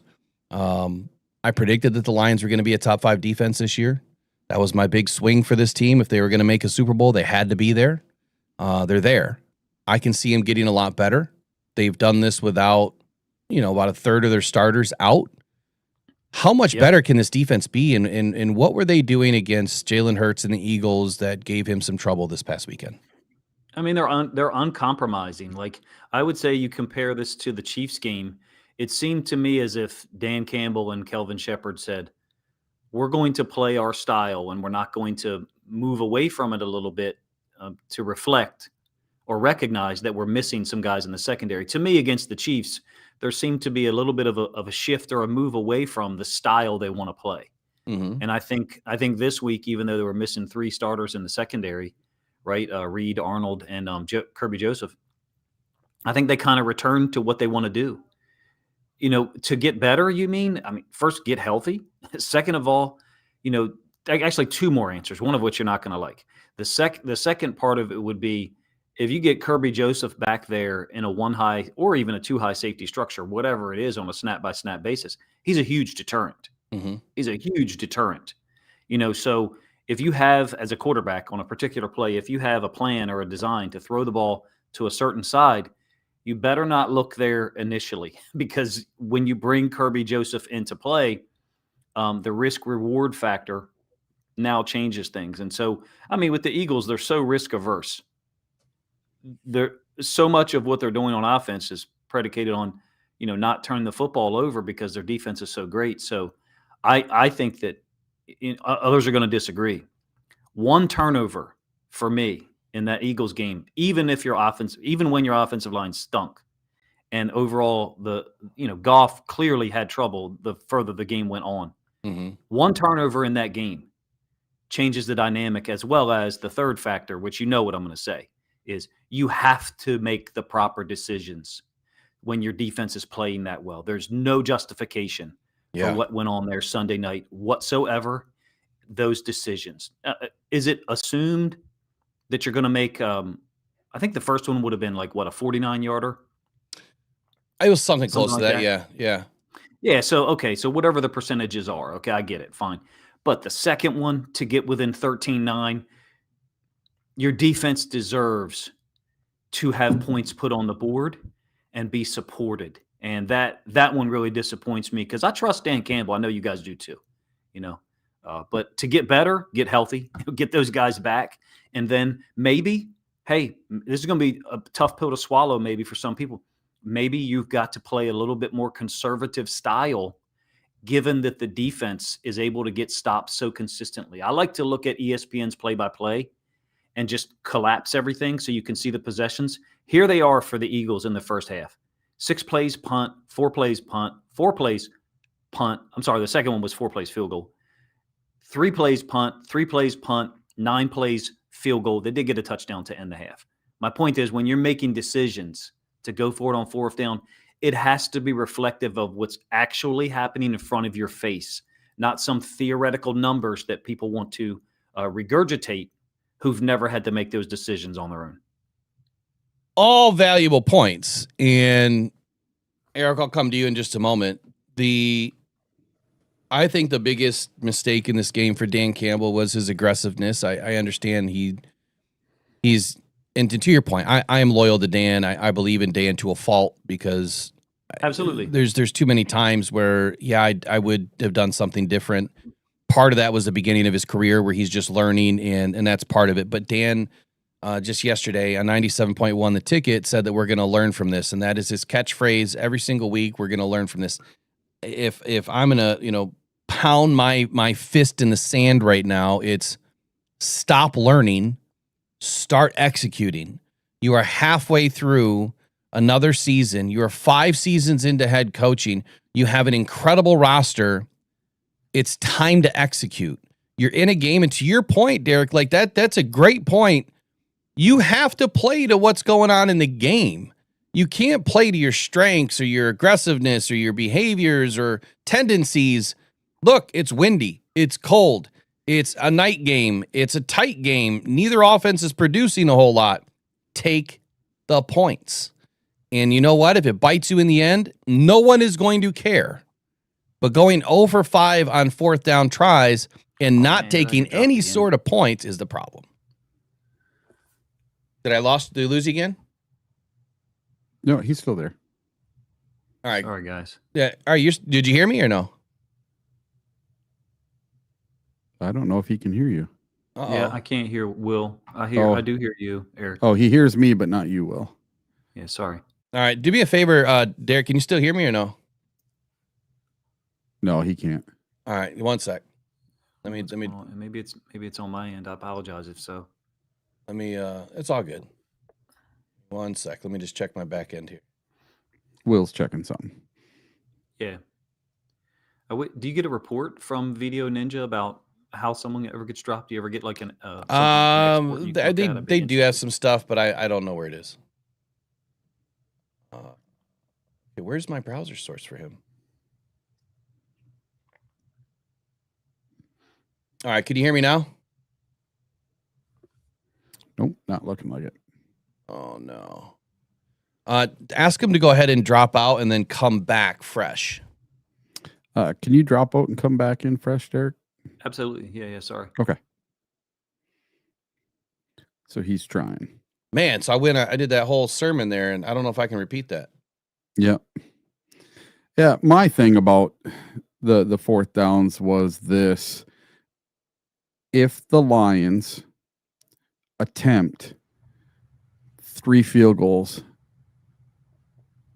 instead of 3 fourth downs, going for it on fourth downs, because we did 5 of them. If 3 of them we attempt field goals and we make 2 of the field goals, and JMO doesn't have that stupid penalty and we get that extra point, well, there's your tie ball game right there. I think he just dropped. I think he dropped out again. Yep, and then we don't need the comeback at the end of the game. It is a tie ball game, and maybe we make something happen. So you can put this on coaching. You can put this on the offensive line. You can put this on JMO. You can put it on whatever you want. I think it's a combination of just everything went wrong in this game. Everything, except for the defense. The Legion of Whom came through once again. Tell him I got him. I don't know if he can hear me. He's got your back, Derek. Yes, sir. Can you hear him? I can hear you, Eric. I cannot hear Will. You can't hear Will. Okay. All right, can you hear me now? Nothing. I don't get it. What? He's in the scene. Yeah, I don't know what changed. I don't know what changed either. That's highly weird. It was working and then it wasn't. I just checked my back end. All that's good. Okay, so Derek, you can't hear me. Nope. Okay. I can try to rejoin again. I don't want to waste you guys' time. Oh, you're fine, man. We trust me. We do this more often than not. It happens every now and then. All right, 10 seconds here, and we put him back in. I'm just gonna have him in as audio though, because if I go back to the other scene. Can you hear me now? Nope, he's not hearing nothing. You can hear me though, right, Derek? Oh, he dropped out. All right. It looks like it may not work. I don't see it. I don't see him dropping out, but okay. His signal looks like it's bad on his side for some reason. That's the only report that I see is the signal. There we go. I think his signal's better now. If he just comes in without video. Maybe that's what he's trying. Yeah, I tried it with no video. Can you hear me? I don't hear him either.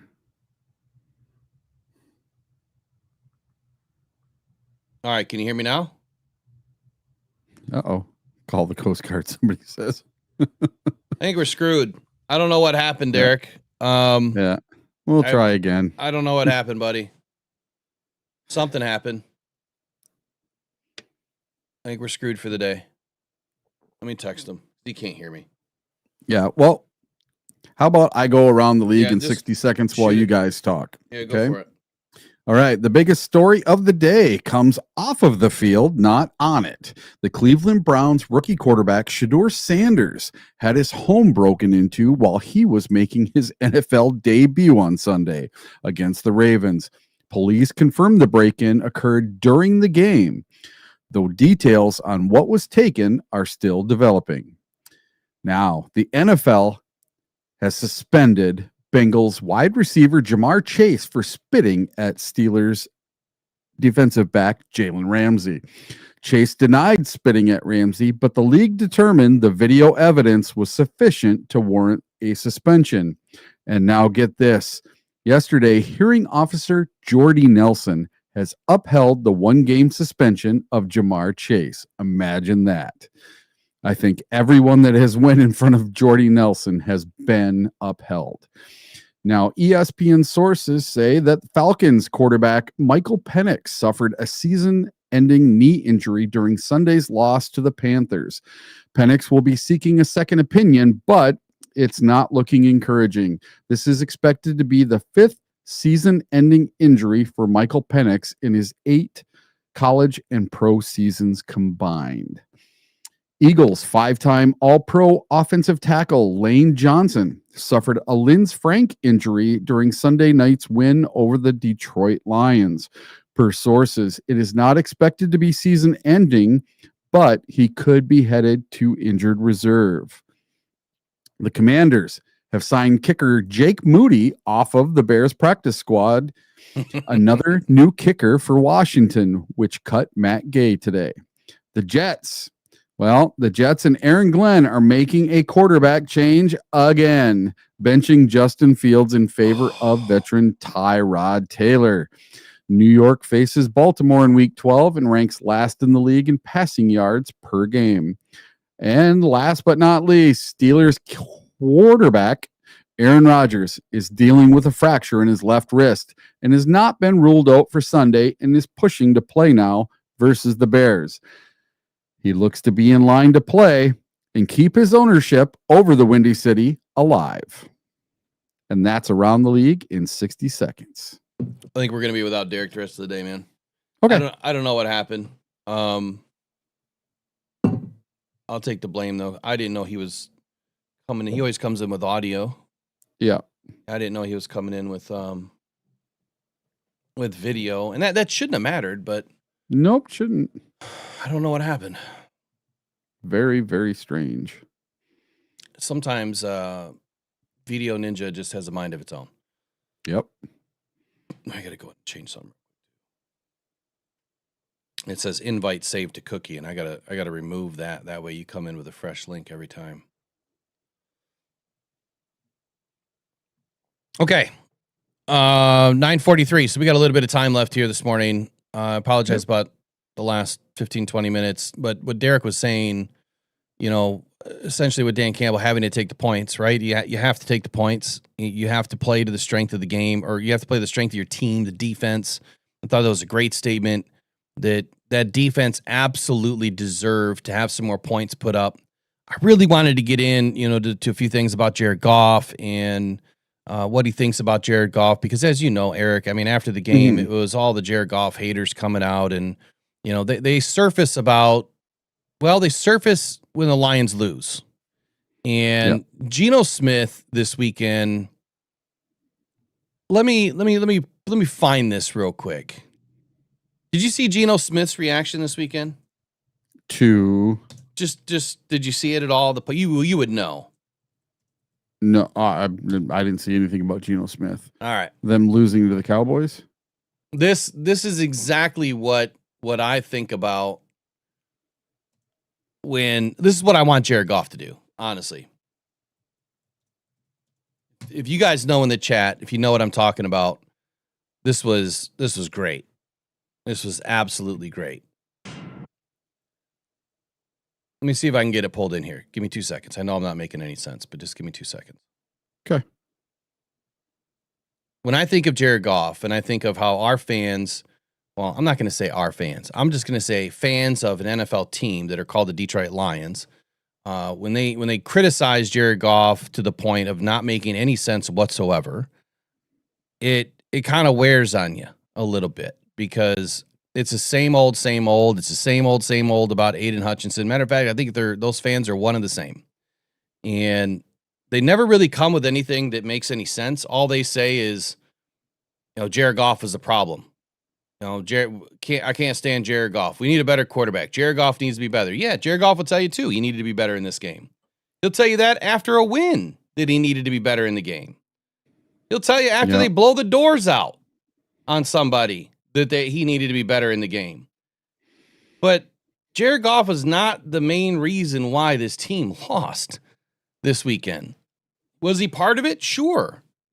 But I think you have to look at the offensive line. And I do need to get that play of Tate Ratledge doing the little pirouette, because that was something I did not expect from Tate Ratledge, something I have never seen from his play ever. And that concerns me a little bit. But here we go. Here's Geno Smith. You'll see what I'm talking about once you hear him talk.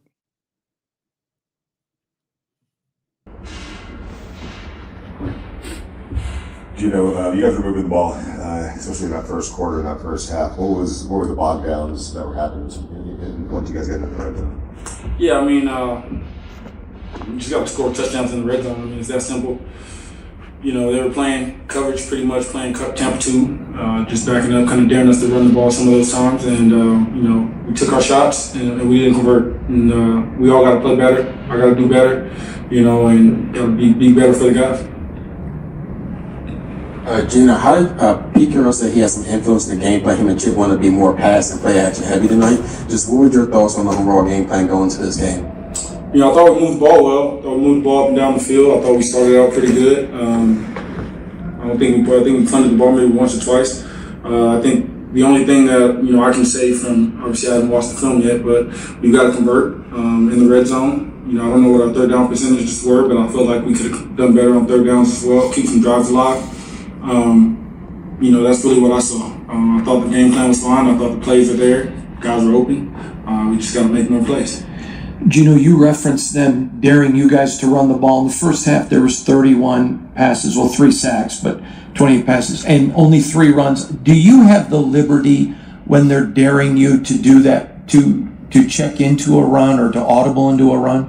Yeah, I mean, you can check into any play at any time, but would that be the right thing to do? Would you just go off script and just start calling your own plays? I don't think that's the right way to go about it. You know, I think the right thing to do is to do what we practice and what we're coached to do. And like I said, the plays are there. I don't think there was any issue with the play caller. The plays are there. Guys are open. You know, you guys watch the film. I know we got a lot of Monday morning quarterbacks who like to watch film and take screenshots and see where guys are open. So I'm sure you guys will see where the guys are open. For me, again, I got to pause it here, because this is exactly what I saw immediately after the Lions game. Brock Wright was wide open. He was. He was wide open. No, he wasn't. Yes, he was. He was not. Yes, he was. Eric, I swear to goodness. Penei Sewell missed his block, and Goff had no chance to throw it to him. That's not part of that. He wasn't open. Yeah, he was. Okay.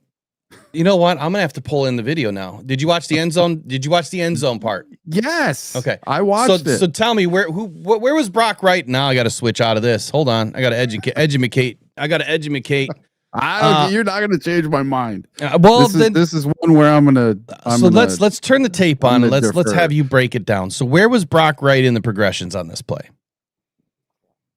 What do you think? You should have looked at him first. Okay, but that's not how it works. Where was he at in the progressions on this play? He's looking at Amon-Ra in the back of the end zone, who is completely covered, has a guy draped all over him.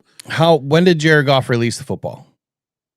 As soon as he could, because he had a guy coming free, because Penei Sewell made a horrible block on the play. 2.56 seconds, ball was in the air. Yep. Okay, how many progressions can you get to in 2.52 seconds? Probably 2. Probably 3. But the point is Brock Wright is your last progression on that play. Mm-hmm. Okay, last. So he wasn't open. And if you look at the end zone view of Brock Wright, it looks like he's open from the sideline view.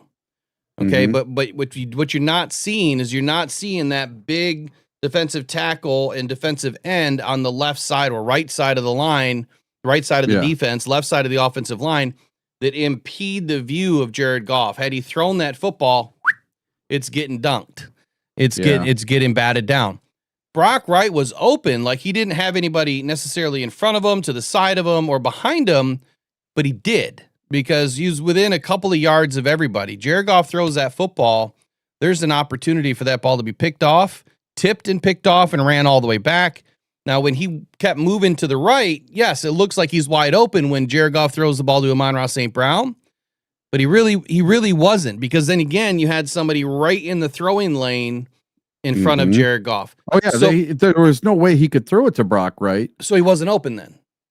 But my point is, he was open. If no. Okay, so you're confusing that block. If Panay Sewell could make that block and hold his guy, Jared Goff could leak to the right and throw a sweet little pass with no one in front of him, right to Brock Wright. But he wasn't asked to roll out on that play. He's asked to sit in the pocket to make the pass. He could have. Okay, but we could play coulda, shoulda, woulda all day. The point is the play was not that, and he wasn't asked to roll out.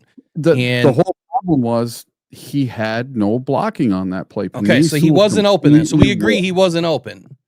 Because no one was open. In order for him to really be open, he has to be a target, number one.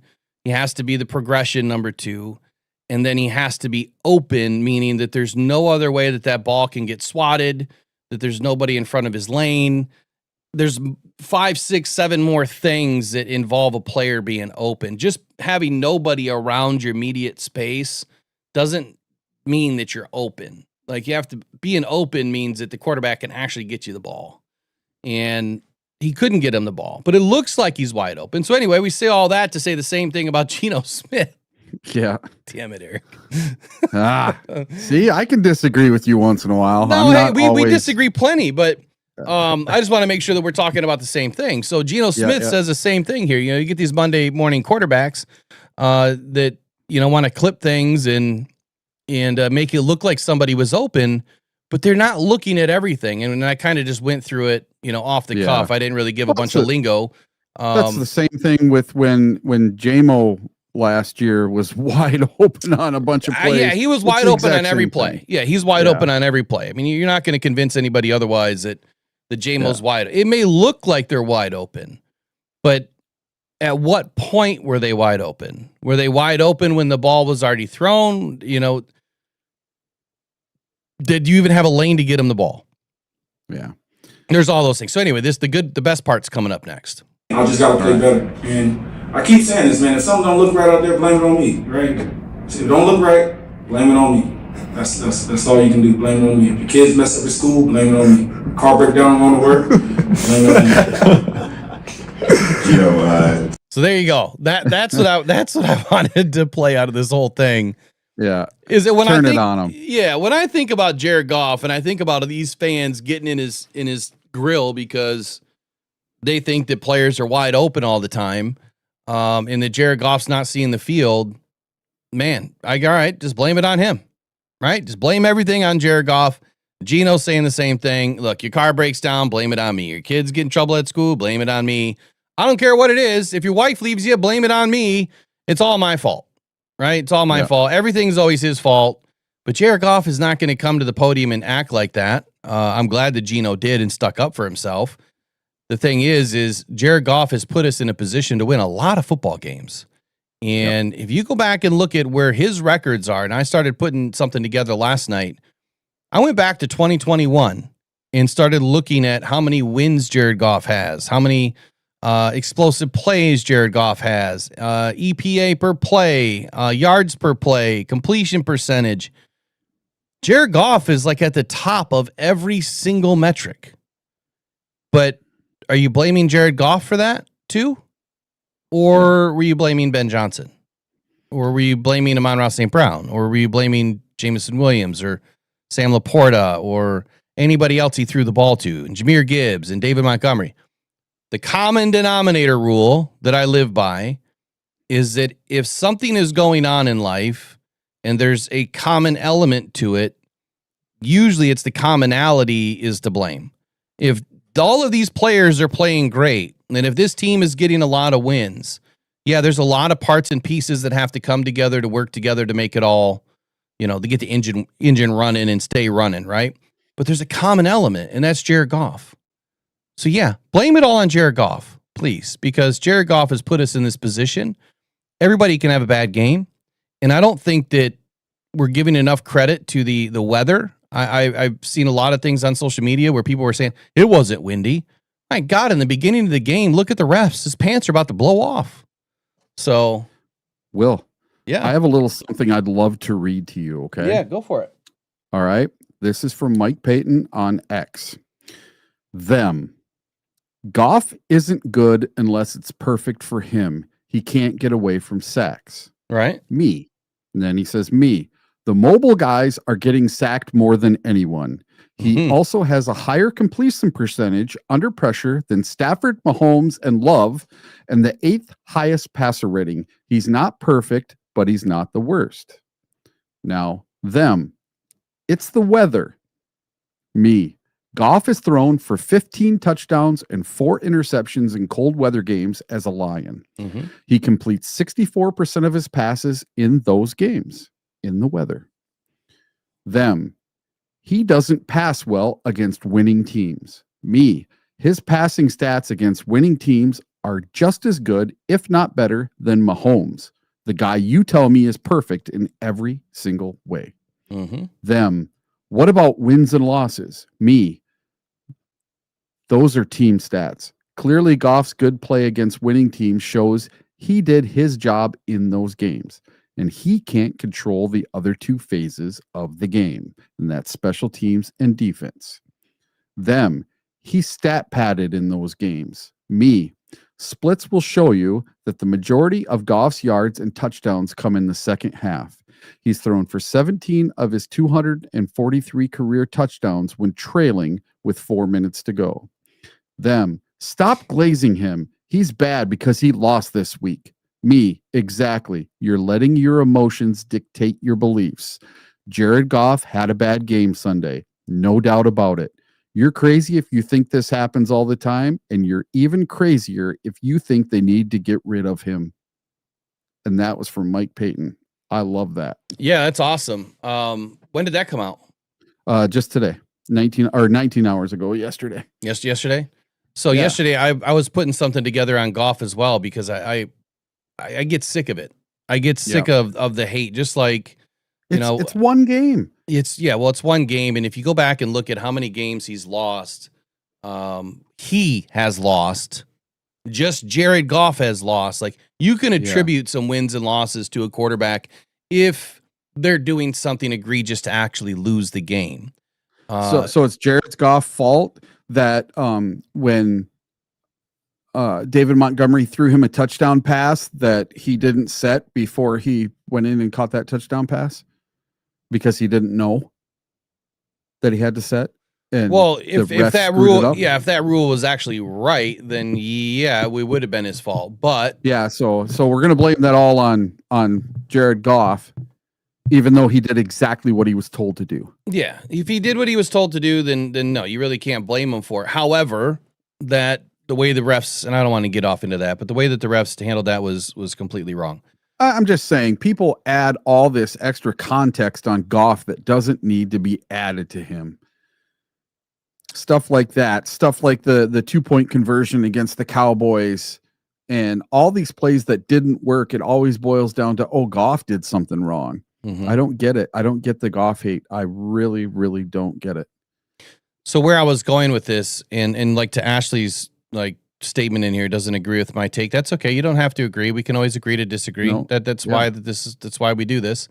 But I will say this: you don't expect any different of play from someone when they get paid, right? Just because they get paid doesn't mean you expect them to all of a sudden be better. That doesn't work. Like, that's never worked. Matter of fact, I know we've spoken about it, and you can have takes on either side of the coin here. We watch players get paid, they regress. Well, at least that's the perception. Or they were playing so well up into that point that they got paid for the work that they already did, and then expecting that player to continue to be the player that they are. And Jared Goff has been the player that he is. I mean, have we forgotten the fact that we're still top 5? Here, let me go back to our power rankings here. Lions, hold on, Eric. Lions on offense are top 5. Lions in passing are 9. Rushing we're 7th. Scoring we're 4th. Red zone we're 5th. So tell me where Jared Goff has fallen off. Because without Jared Goff, those numbers don't work. Without Amon-Ra St. Brown and Jahmyr Gibbs and David Montgomery and Jamison Williams and Sam Laporta, those numbers don't work. But you still have one guy that has to get him the football. You have one guy that's got to call the plays. You got one guy that has to get out of the play and into a new play. That's Jared Goff. So he hasn't changed. We've been a top 5, if not top 2, 3 offense now going on 4 seasons or 3.5 seasons. We're still there. Even though it doesn't appear that we have this crazy good offense, we still do. 29.2 points per game. We're 4th in the league. So our offense is still clicking. And to your question or statement about find the open receivers, you got paid $50 million. Jared Goff has found the open receiver more than 28 other teams. How much more better can you get? Now go ahead. I've got a problem with this, Ashley. Goff isn't top 10, but we have no better options. How is Goff not top 10? He is top 10 in every statistical category there is. He's a top 5 QB. Listen, right now, I just looked up power rankings for QBs through week 12, right? Or through week 11. And right now, CBS and MSN, they have Goff listed at number 6. Detroit's loss to the Eagles was Exhibit A. Why Goff needs at least a mildly cozy pocket to succeed. He's not just a play extending quarterback, but the arm precision and timing remain top level traits on most Sundays. And he moved down 2 spots because of that game. He was number 4 before that game in power rankings for quarterbacks this season. He is a top 5 quarterback, no matter what way you look at it. So saying he's not a top 10 quarterback, you're going to have to get educated on quarterback stats. Go look up some quarterback stats. I'm telling you, he is top 10 in almost everything.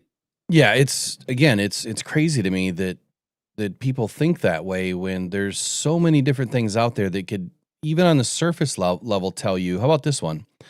Jared Goff, after week 11, leads the NFL with a 74% completion percentage in 2025. That would be the 3rd best single season completion percentage in NFL history. And he's not even having his best season. No. Right? And that's what's crazy is he's not even having his best season. The only person that has a better completion percentage than this was the same person twice. Drew Brees.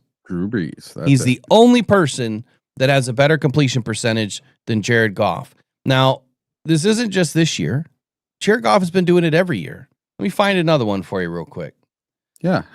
What quarterback has the most wins since 2023? Mm-hmm. What quarterback has the most wins in the last 2 seasons? Jared Goff is 1st since 2023, and he's 2nd for last year and this year. All right, how about this one? Jared Goff has been blitzed 33% of the time on his dropbacks this season, the 6th highest rate in the league. When he faces blitzes, Goff has targeted Amon-Ra St. Brown 29 times, making St. Brown tied for the third most blitz targets in the NFL. St. Brown has caught 21 of those targets for 281 yards. Good for 3rd most receiving yards in such situations. Since St. Brown entered the NFL in 2021, Goff has targeted him 222 times when facing the blitz, the most by any quarterback wide receiver duo ever over that span by 32 targets. St. Brown has totaled, this is so weird, 2,022 yards on 222 targets, and he's the only player to surpass 2,000 yards when blitzed. I guess we need to play some 2s today. I don't know what we play 2s on. What we play, some lotto? We can play some 2s? I don't know. But the point that I'm going with here and what I'm trying to say is Goff is one of the best to do it against the blitz. Now, when the pressure comes with the blitz, that falls off for every quarterback. Jared Goff has targeted in-breaking routes. No, that one's not a good one. Let's do...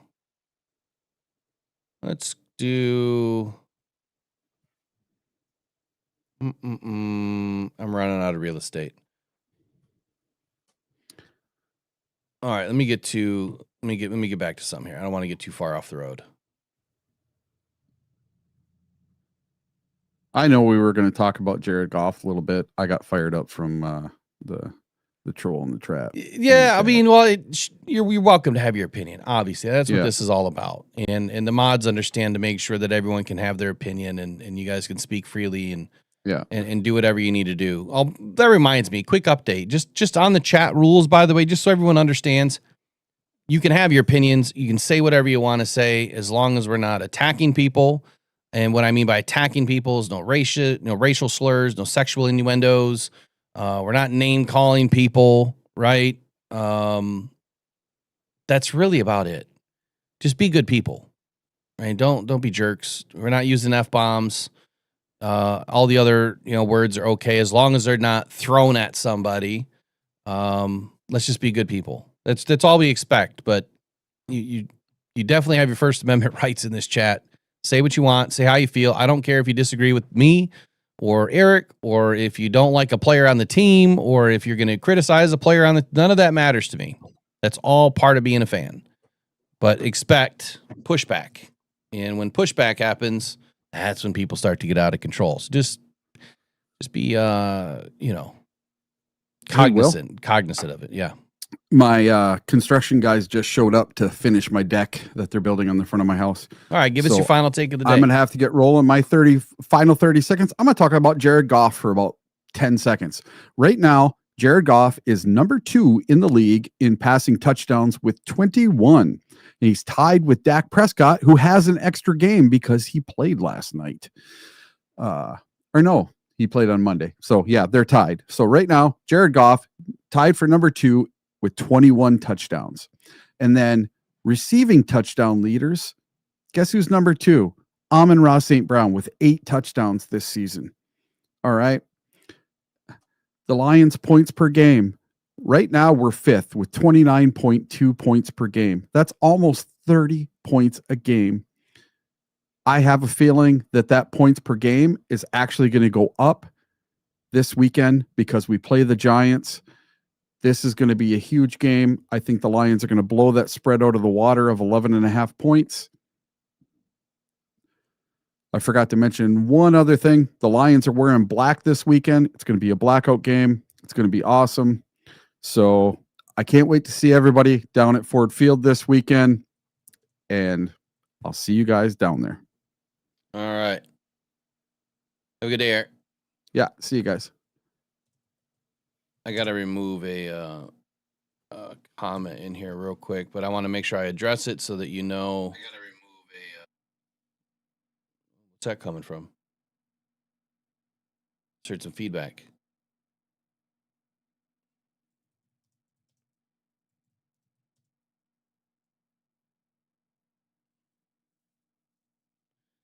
Okay. I'm not trying to call you out, Duncan. I don't know you. I haven't seen you in here, but you had a statement in here that I can't have this kind of stuff in here. All right. I appreciate you being in the chat, but let's just be a little bit cognizant of the way that this would sound. Saying that Goff is a weak white boy, that to me sounds a little bit racial. So I'm just going to warn you right now. I'm going to remove that comment. It's just a warning. Please just don't do that again. Okay. Thanks, Ben. Anyway, so we were talking about Goff, right? So here's my argument, because something came up obviously after this game, and appreciate you for recognizing that, Duncan. Appreciate it, man. Thanks. Something came up after this game, and it was Goff's got to go. All right, Goff's got to go. Goff's the problem. And I'm glad that Mike Payton put that out there. Right. I'm glad that he put that statement out there in X. I'm going to have to go find it and read it today again, because I think some of the things that he said in there are spot on. But here's the reason why he stays. Okay. Goff's not going anywhere. Now, if I put my GM hat on and I'm looking at a $70 million pay tag, price tag next year for Jared Goff, which is steep, but it's not out of the realm of normal when you look at the NFL today and you look at how these contracts are way out of control. Goff is actually inexpensive now compared to his production and compared to the other top quarterbacks in the league. I think he's like 7th or 8th highest paid now. So it's almost cheap, right? That what Jared Goff is making and what he is producing. And let's not forget all of the work that he had done with the playoff wins and everything else. He was only making like $32 million a year. That was extremely cheap. So yeah, he gets paid, rewarded for what he did and what they expect him to do. But Goff is signed through 2028. His APY rank is tied for 7th. His EPA rank, number 1, which is expected points added per pass, right? Per play. The Lions are tied with Philadelphia for the NFL's best record since Jared Goff has been here. 21-5 since. Oh, wait a second. Hold on. I cut off my own stuff. Okay. Since Jared Goff got his extension, since he got paid, he's tied with the best record in the league was 21-5 since signing Goff to an extension before last season. The Lions ranked 2nd to Buffalo in offensive EPA per play since then, and are 5th this season after losing the offensive coordinator, Benedict Johnson, which didn't matter. What mattered is John Morton was terrible.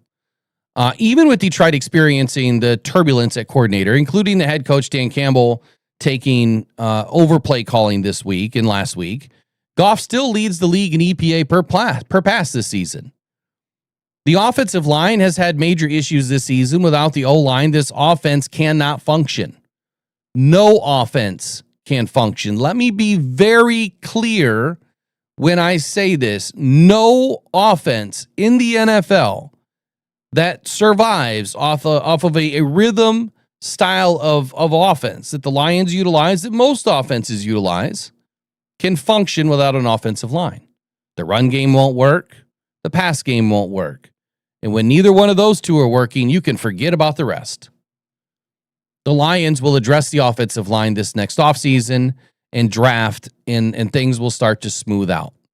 I am expecting the Lions to draft an offensive lineman early, probably a left tackle, but I'm also expecting them to bring in a free agent, probably a second contract guy, maybe a third contract guy, preferably a third contract guy, someone that maybe 7-8 years in the league that is playing pretty well. I don't have any names for you this morning, but I'm just going to say that's where I'm at.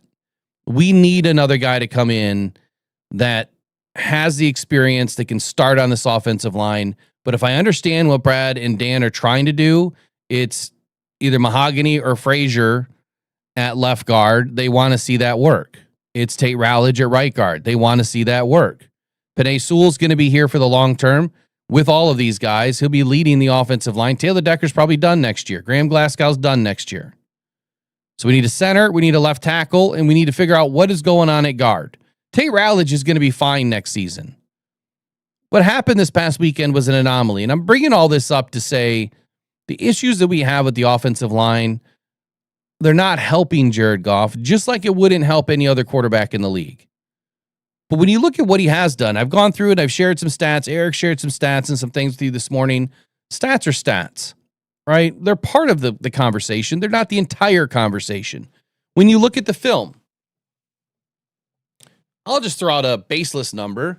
95% of the time, I would say that Jared Goff is making the right reads, the right decision, putting his team into a position of win. 5% of the time, bad decisions, bad throws, bad read, just like any other quarterback, right? Just like any other quarterback out there. Some quarterbacks, maybe 10 or 15% of the time, they're bad throws, bad read. Not Jared. When you see him throwing the ball in the dirt, sometimes it's not because he can't make the throw. It's not because he can't throw the football. It's because that's the best place to put it. So it does not go into the hands of the other team. That's a designed throwaway. Some quarterbacks used to throw it out of bounds. How many quarterbacks do you see throwing it out of bounds now? Think about it for a moment. Just think about that for just a few moments right now. When is the last time that you really have seen quarterbacks just zip it out of the back of the end zone or zip it, out of the, off the sideline? Doesn't happen as much as it used to. Why? Because the rules changed a little bit. And so they're trying to prevent from getting an intentional grounding call. So throwing the ball in the dirt at the feet of your receiver or in the area of a receiver, that is a planned play. You don't want that play to happen, but that's just part of it. Okay, John Morton, he screwed us. He screwed this team from the jump. And had they been doing what was working, what was natural from week one, the Lions would have probably 2 more wins right now. And we're not talking about any of this. We're not. This is not a panic situation. I'm not panicked, but there are some fans that are panicked. And maybe they're a little bit more than panicked. They're falling off the bus left and right. The same bandwagon that they jumped on last year or the year before, well, they're falling out the back end with the rest of the hay and riffraff. And I'm okay with that. You're not gonna tear me down. You're not gonna tear this team down. You're all noise. That's all you are, is noise. And we will remember that when we win a Super Bowl and you decide to show up. Those of us that trust what's going on, those of us that understand football, or those of us that are just a dedicated fan, we know where this team is going right now. So today I wanted to make sure that I overly emphasized, for the fans that needed to hear it, we're good. I'm just going to repeat what Brad Holmes said earlier in the season. We are good. Everything is in front of this team right now. They know what to do. Dan Campbell knows how to fix it. It's as simple as get the offensive line healthy and we'll be okay. Dan Campbell needs to get less aggressive and we'll be okay. But for Jared Goff specifically, saying that the Lions need to move off of him, yeah, you can't. Okay, so let me put that out there in big bold letters. You can't move off of Jared Goff next year. And the reason why is this. Should have had this pulled up.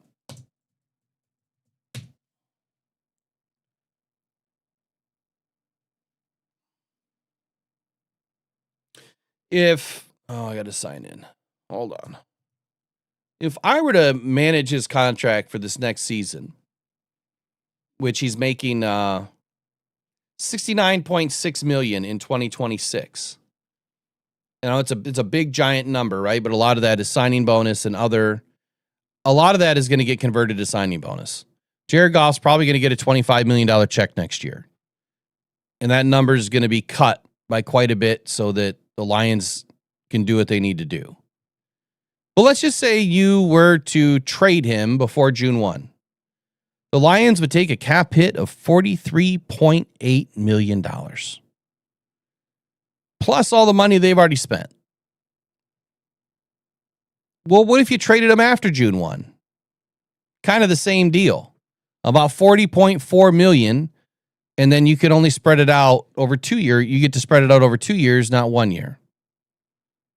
So if you get rid of Jared Goff this next season, you have a giant cap hit, and that's a trade. Trade, not just cut release. That is trade. If they were to release him, $63.8 million cap hit.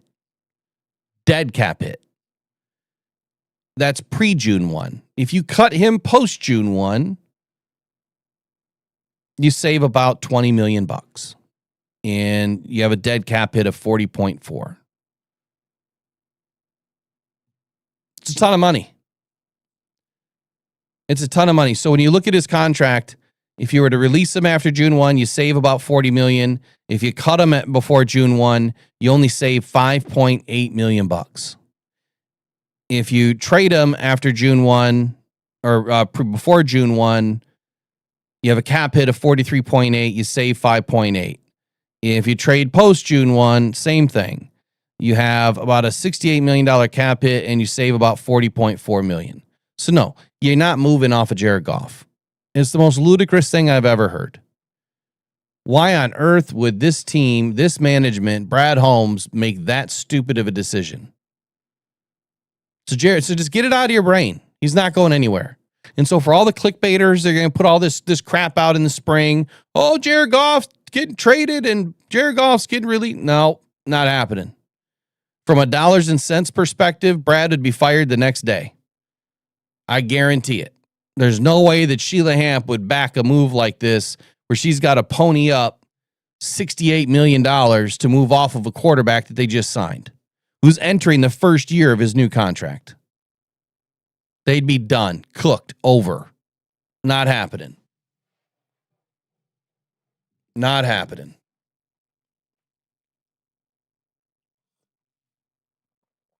So, yeah, I love that, Maureen. When the Lions win the Super Bowl, the SOLs will be yelling, "We won! We won!" Steve, you are far from good, if that's the Steve from Green Bay. Did you hear my take earlier, Steve? I'll recap it for you if you didn't. On Green Bay. You guys are far from good. Okay, quick checkup because I really haven't asked anybody. Anybody get a deer on opening day? You guys, any of the hunters out there, did anyone bag themselves some venison? What's crazy is the morning of, I was leaving to go to the store, and a big 10-point buck is running through my front yard, and he's heading out down through the suburb, the country burbs here, and I'm just like, what in the world? Like, this is, I don't know how many years in a row I haven't hunted. I could have just sat on my front porch with coffee this morning, that morning, and I would have been able to get a nice rack. But I don't really hunt a whole lot. I'm a trophy hunter. I'm not I don't bag does to bag, you know what I mean? I'm not a big venison eater. And that's part of the reason why I don't hunt, because unless I have someone lined up to take the meat, I won't do it. But my uncle was the great white hunter, is what they called him back in the day. I don't know where they got the name from, but he was all over all the Sportsman Outdoors magazines, and he traveled the country hunting big game everywhere. He was like a legend in Michigan. Good stuff, man. So he taught me a lot. But after the MS took over his body, he couldn't do the things that he loved. And we were doing research back then, and look, I'm not a doctor, do your own research, but something was coming back to all of the game meat that he ate. And there is a tie there between potential links to other human disease. So at that point, I stopped eating game. I didn't quit hunting, but I stopped eating game. So that's why I always give it away. Anyway, to get back to football here, I want to get into Dan Campbell because I got one big gripe on Dan Campbell. Kind of said it earlier, but I want to go through it again. So I didn't really get to share my complete thought.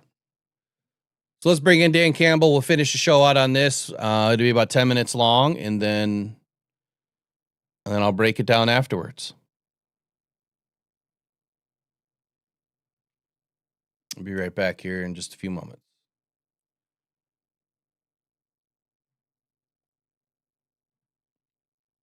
Pressured by Hutchinson, he goes down again!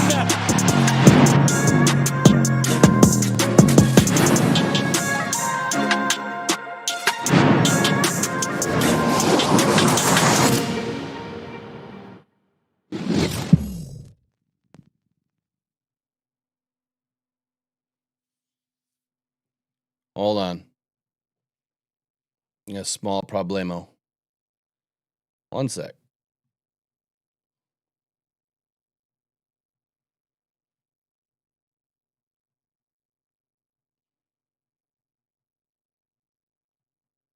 Gosh, I wish there was someone I could contact at OBS. Maybe I should just do the update because whatever's going on, it kicks all of my window captures out. All right, here we go. Hey, it actually stayed this time. Dan Campbell on 97.1 The Ticket. This is yesterday. Good morning. How's it going? Good morning, Dan. Good. As the dust settles from Sunday night, how are you feeling about it? Well, I mean, look, I'm on to the Giants, so I feel a lot better right now. But I mean, that's a bad taste in your mouth. We you didn't do enough to win. So that, that doesn't sit well. But I also know the things that happen are correctable, and we're going to learn from that, man. Now we know. We got it face to face. We know what it looks like. And you learn, man. You better, right? I mean, right. When you fail, that's the best way to improve and move forward, man. You learn from it, you grow, and you get better. When you look at this game, and obviously the big storyline is, 0 for 5 on fourth downs. The third down conversions haven't been there this year. With the defense playing the way that they are, and some of the struggles you've had on the offensive line, have you considered modifying the aggressiveness of which you decide to go for it on fourth down and play for a little bit more field position, or go for the points and field goals when the opportunity presents itself? Yeah, I look at everything, and I come out of those games, and I think about everything. I look at everything. I try not to play the hindsight game, but and so I know this. No matter what we do, how we go here, just like we've done going on, I guess year 5 now, we're going to play to the strength of our team. However that goes, and you learn, you evolve as you go. As the season goes, you figure out who you are and truly what your strengths are, and you adapt and you adjust. Every game you have to adjust, and the opponent is different every week. So you do that. But now the other night was also pretty unique too because of the weather. There was some wind, and we were in no man's land a little bit on some of those. And no matter what your team is, it's hard for me to punt on the 35-yard line, 36-yard line. But yet that wind is stiff, and I don't think that's all that fair either to Bates. So, man, it's 4th and 2. We're going 4th and 3. I like our skill players. I like our quarterback. I like the play. We can hold up in pro, and it didn't work out. You mentioned play to the strengths of your teams. If you were to sit down and make the pros and cons of what your team and how it's made up and how you've seen them perform through 10 games, what are some of those that you would classify as strengths of your team? Well, I think we're an explosive offense. We have explosive skill players. We have a quarterback that can put it on the money and can facilitate the ball to those skill players. I think our freaking defense is playing outstanding right now. I think our front seven and our back end is sticky, man. Rushing coverage, we stop the run. We have the right balance over there. Shep's doing a hell of a job, that whole defensive staff. But we can stop the run. We can cover backs, tight ends. We can cover their receivers. And we can make it a hard, long day for them over there. And I like our coverage units, man, on special teams. Right now, we got to get more efficient in the run game on offense, and our return game and special teams. We can be so much better. So we just amp that up a little bit, get more consistent. That's going to go a long way for us. Goff had some issues with accuracy. How would you diagnose what happened? Was he getting rattled? I know he's played with the glove before. Was that giving him any issues? What did you see? No, he's played with the glove plenty. I mean, I think not. But sometimes it's one of those games, It's just one of those games, and things are just a little bit off, and and sometimes if things aren't on with one player or another, the other player, the other players can pick up the slack a little bit, and maybe it goes unnoticed, or the play still gets made, and we're all excited because the play was made. It was a huge play, but when everything is just off a little bit from that to the pressures that are there, or the precision of the routes, man, the depth, the technique, all of these to my play calls, then, man, it doesn't help. It doesn't help, and it becomes a perfect storm. And we were a little off and just couldn't ever really find it, find that true balance. And that was it. And at the end of the day, we didn't play our best ball on offense. We had a chance to win that game. That's what's encouraging. As a play caller, you go into it with a game plan, and we've talked about this before. When you've come up short in the scoring column, a lot of times it's, hey, you're throwing the ball way too much.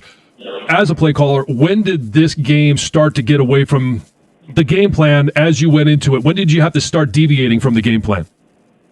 Well, I think when you're down 2 scores, that's where it gets a little more difficult. Now, you don't want to stress either. Our defense is playing good, and you're still in it, but yet down 2 scores, the defense they're not even worried about the run game anymore. Now early, I think what makes it hard too, we ran it 4 times in a row and we got stuck. And, you know, so you're trying to give your run game a chance to get going and set the tone. And, you know, we weren't able to convert. And so then, you know, that changes your thought process a little bit too. You don't want to go away from the runs yet. Man, let's get it in the hands of our playmakers here if we can, facilitate it, you know, and get it to Gibbs and J-Mo, and then try to target Saint. And it just didn't, you know, we just weren't able to really connect on a consistent basis. That's all. I'm curious, the fake punt.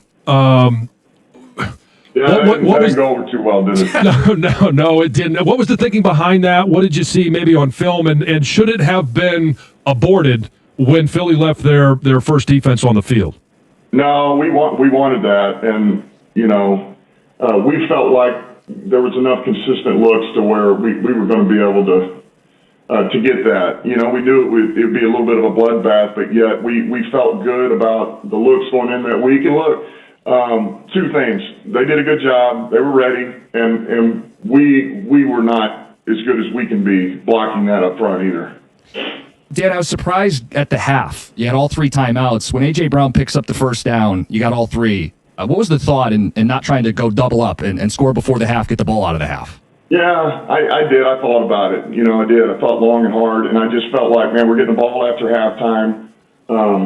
You know, let's just calm down, reset, reload at halftime, come out, and we'll do that. And it was really just that, with where we were in the game and how it was going, and I just wanted to reset and knowing we were getting the ball back. That's all. But I did. I thought about it for a while, but just didn't do it.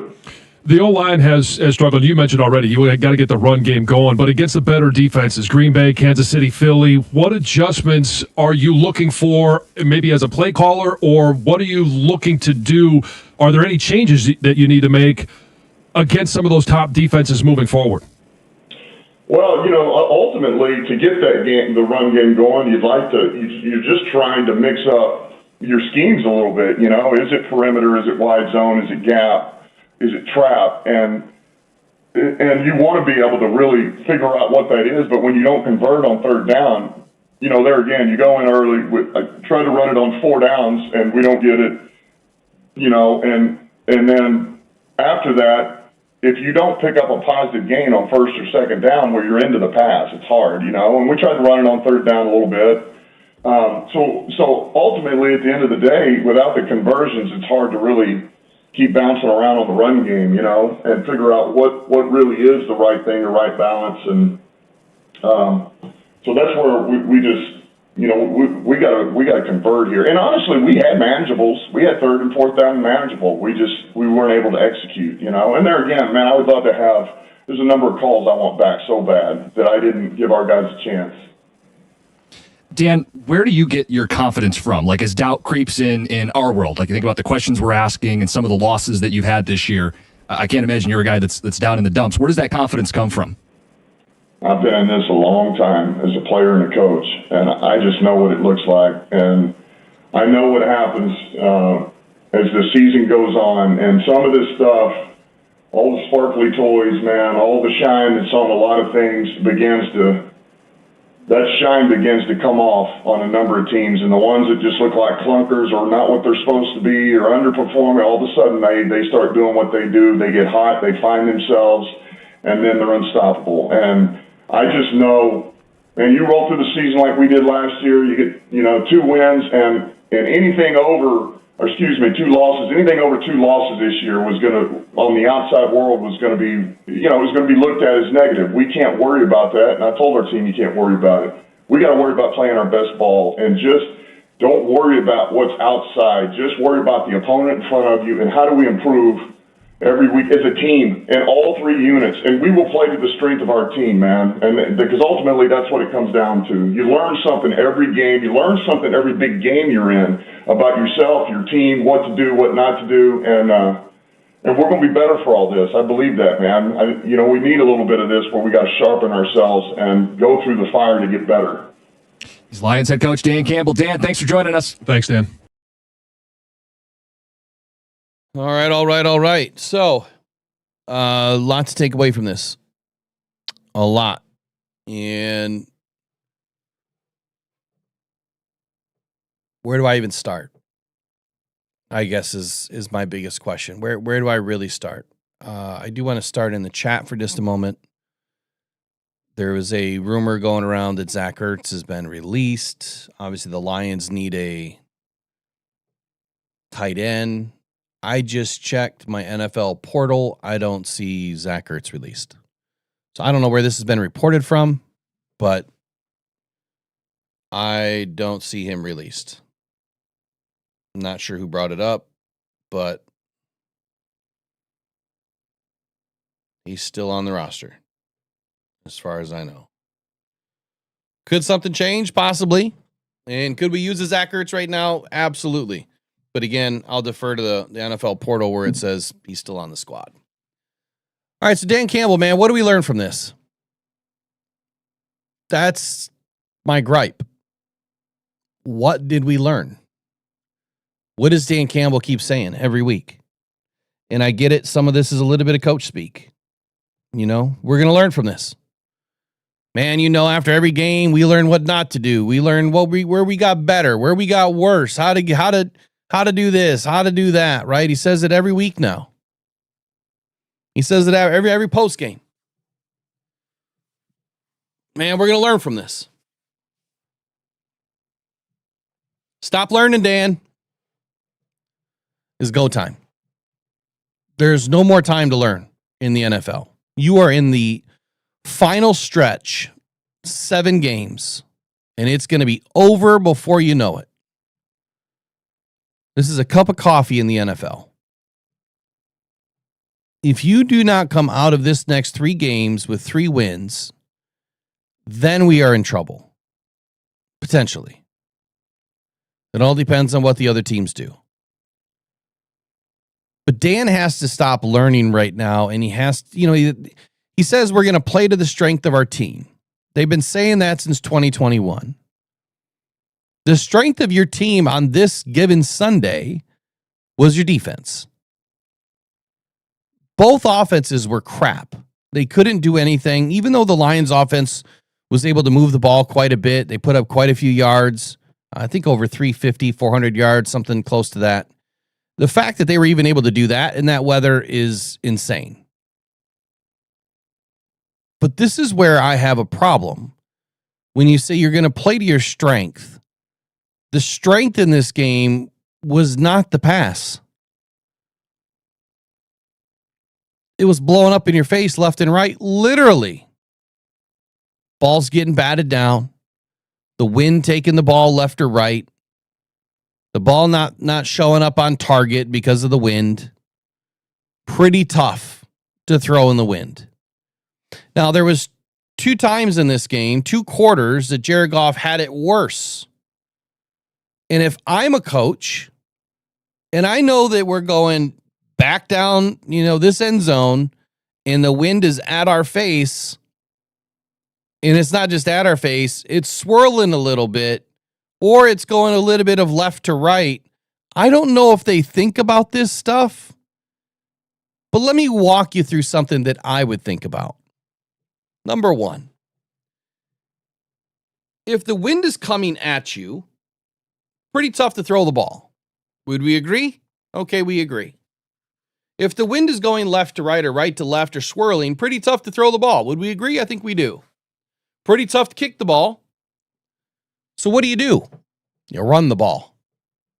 When you're going to that end zone, you're going to have to run more.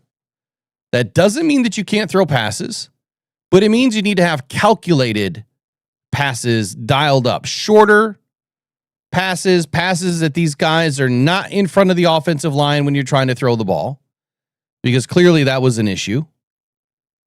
Jared Goff needed to get more mobile, and that's not Jared Goff just being mobile. That's dialing up the play to get him outside of that pocket a little bit, get away from that pressure. If Jalen Phillips is over on your left side, you know that the pressure is probably going to come from that side based on what's happened in this game. That means you send Goff to the right. He's a right-handed quarterback. You get 2 options on the right. I don't care what options they are. Gibbs has to be one. Demo has to be in the backfield. And then it's sprinkling in Brock Wright or Jamison Williams or Amon-Ra St. Brown. You need 2 options. and the running back on the backside of you to pick up the blitzer, pick up the pass rush. So that's what I do. I play to my strength, Dan. My strength is Jared Goff moving away from the pocket, moving away from those defensive tackles. And it doesn't have to be 10 yards. It could be 2 steps. It could be 3-4 steps. It doesn't have to be a ball downfield. No, it's get 3, get 4. Next play, get 3, get 4. Next play, get 3 first down. That's what you do. Okay, wind is going right to left. Well, that means when you throw the ball to the right, that ball's going to carry to the left. So if I'm going to be throwing the football, I know this is like up here stuff, right? If you're going to be throwing the football, you're going to want to throw the ball to the left with the wind. When you throw it against the wind, the Bernoulli's principle effect happens. The wind is rubbing that ball that's already spinning, and it's going to do this, right? It's going to go up and down and in and down. It's part of the spin of the ball. It's going to go in an opposite direction. But if you throw it with the wind and the spiral's going with the wind, you have a better opportunity to be able to complete that pass. Now, it doesn't always work out that way. But if your first progression or second progression is getting the ball to that side of the field, and maybe your third and your fourth, and then your comeback is to the other side of the field as a last resort, I mean, you don't want to be getting into your third and fourth progression. You really don't. But if you have to, you have to. Play to the strength of your team, play to the strength of the weather.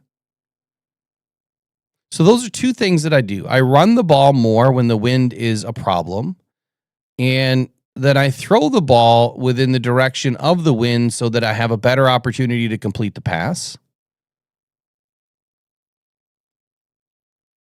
And then it's calling the plays that take advantage of their pass rush. If they're coming and they're constantly coming off the edge, I don't know why we didn't have Gibbs in the slot, Demo in the back, Amon-Ra in tight, and Brock Wright on the other side, and you constantly have some sort of a short outlet pass, and you're screening over top of these guys, but Jared Goff has to move.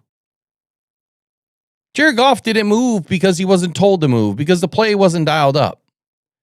He's not just going to go on a boot and try to extend a play just because. Those are called plays for Jared Goff. But that's exactly what you do in a game like this, as much as you can. You then tell your tackles, okay, I shouldn't have to explain this to anybody, but for those of you that don't know, if you're going to utilize their pass rush against them, Penei Sewell gives up inside leverage. Right? Your running back comes on the left shoulder of the tackle. The tackle lets inside leverage up. The defensive end comes to the inside as you're rolling outside, and then Demo turns and then bang, picks up that defensive end. You got a seal block. Jared Goff is fine to his backside, and there you got Brock Wright, or there you got J-Mo, or there you got Amon-Ra. You need to scheme up to the pass rush. So there's 4 or 5 things that I don't know if they did. I don't even know if they attempted. I don't even know if they talked about it. Why? Because I'm not in the room. And nobody else would know these things either. The only people that know are Jared Goff, Dan Campbell, and the fly on the wall. That's it. Those are the only people that know. And the other people that you know, that are on the team that know. So those are a few things. Play to the strength of your team. Play to the strength of the weather. Use it for you, not against you. Should have been running the ball. You don't pass the ball 37 times or whatever it was in a game where there's a lot of wind. That just doesn't make any sense. It does not make any sense at all. Being down 2 scores, Dan, that was your fault. You should have leaned on your defense a little bit more, and I think that he did because he was so aggressive. He was leaning on his defense to go in there and shut the Eagles down. And they did, more often than not. So great calls by Dan Campbell. However, you did not lean on taking the points. Okay, I pulled this up the other day. I'll go through it briefly. First quarter. The interception, freak play, shouldn't have happened. Freak play. Okay. But the second possession, we just didn't get the ball moving at all. And a penalty killed the drive. But by the third possession, the Lions go 7 plays, 43 yards, and we end up punting at the Philly 45. And it was 4th and 11. Because we took a delay of game penalty, we were at the 40. Kicking into the wind is what I'm thinking we must have been going into the wind here, because this is still the first quarter. So that is a 57-yard field goal. On 4th and 6th, you have to punt. Okay, so there's no field goal there. The next possession, where we go on downs, we only went 9 yards, 4 plays, first possession in the second quarter. The Lions end their drive at the Detroit 48. You're clearly not doing anything there. But why did you go for it? You're on the 48-yard line. Kick the ball. Punt it. There's no reason to go for it right now. It's 3-0. What are you trying to prove? You could have buried them deep. If your defense is playing as well as they have been, you bury them deep. You take an opportunity to pin them under the 5 or under the 7 or under the 10. And you know what? If you really want to do it the right way, well, if you pin them and then they go, let's say 8 yards and they have to punt, and they're punting now from, let's say, the 18. Let's go 15. Let's say they're punting from the 15, but they're kicking into the wind and that ball only goes 35 yards. You're now picking the ball up at the 50. What if Khalif Raymond busts a tackle? And now you're at the 40? And you're now 10 yards ahead of where you were before you left the last set of downs. So now you only have 40 yards to go. Well, now you get the ball back. Because why? What happened? Well, the Eagles did punt. They went 3 plays and out. They went 0 yards at the Detroit 48. We get the ball back, but where did we get the ball back? 35. Not the 48, the 35. So we have to go much further as opposed to flipping the field a little bit here, Dan. What is one of your strengths, Dan? Jack Fox. He's one of your strengths. So these types of things, you can't make this big of a mistake. This early in the game, you did not need to be this aggressive when the game was not on the line yet. You could tell immediately in that first quarter what kind of game this was going to be. I think I said it during the live stream, like this is what it's going to be. It's going to be a grinded out kind of a game. Nobody was moving the ball. I was a little bit nervous that we weren't able to move the ball. And then when I saw Philly struggle, the only reason why they scored early is because of that interception. Otherwise, it's still 0-0 right now at this point in the game. But anyway, you get the ball back at your 35. You go 4 plays. You only move the ball 8 yards. And then you have to punt the ball. Right? You have to punt the ball. But we didn't. Did we? We did a direct snap, fake punt on our 43-yard line. This was probably the dumbest call of the game. Even though there was some room to the right that he could have went. This is a bang-bang play. It was poorly set up. Shouldn't have called it. Again, you punt the ball deep as you can. I don't care if they get it at the 40 or the 35. That's better than giving it to them 20 yards further to the end zone. They ended up getting a field goal on their next possession. They only moved the ball 27 yards, but they took the field goal. Now, you didn't see them going for it on 4th down when they were at the 16-yard line. but Dan Campbell does. So now it's 6-0. And then we get a touchdown. We get the ball back. We get a touchdown. We go 3 plays, 74 yards. And so for those people that say that Jared Goff needed to take the gloves off, we've already gone through that. Mike Payton laid it out for you. You know, Jared Goff has had some of his best games ever with gloves on. Some of the biggest wins ever with gloves on. Green Bay last year in the monsoon. Huge game. Week 18 against Green Bay in Green Bay. Some of the biggest, best games that we've had, he's won with gloves on. Now, maybe they need to be a little bit more form-fitting, but I would say that he's fine. So now it's 13-6. Or I'm sorry, 6-6. We get a touchdown. They get the ball back. They score a touchdown. But then the end of the first half. This is the second thing I want to touch on. You didn't lean on the defense enough, because leaning on the defense means you punt the ball and then you lean on your defense to get the stop. You had 2 opportunities to do that. That totally changes the scope of this game. Even if you end up with 2 field goals out of that situation, this game goes from 13-6 to right now it's 13-12. It's a 1-point game, which means a field goal can win it. So by the end of the first half, it could have been 13-12 without anything really crazy going on. Just do what you did. Now I understand, just like you should too, every action has an equal and opposite reaction. It's the principles of science. And in this case, none of these plays would have been called probably the way that they were. After scores change and you do something different, they're going to do something different, right? But for discussion, we'll say it's 13-12. But Philly is moving the ball, and after they get that first down, that was a question there, I think, by Costa. Is that his name? I don't know. He asked, he says, after A.J. Brown gets that first down, how come you didn't use your timeouts? And Dan Campbell's response is something like, I thought we would just take it into the half. We were going to get the ball at the half, and, it is what it is, right?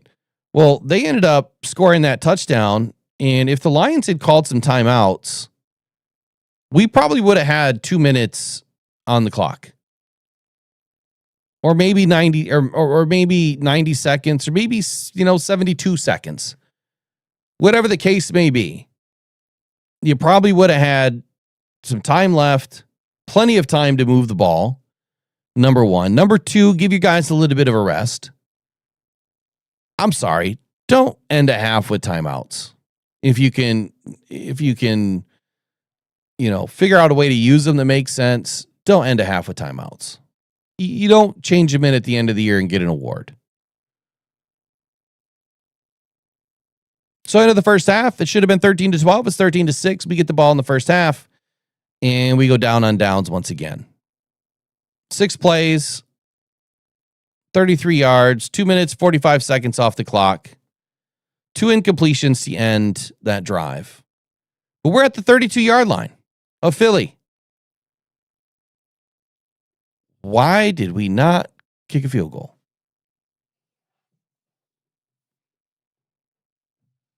It's now 15-13 had you kicked a field goal and made it.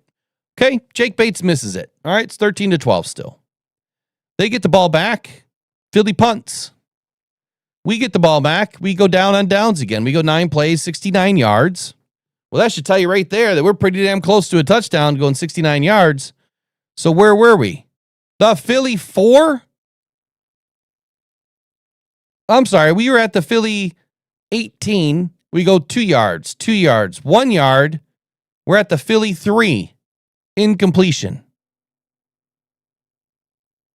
Well, if it was 13-12, and knowing the way that this game was going,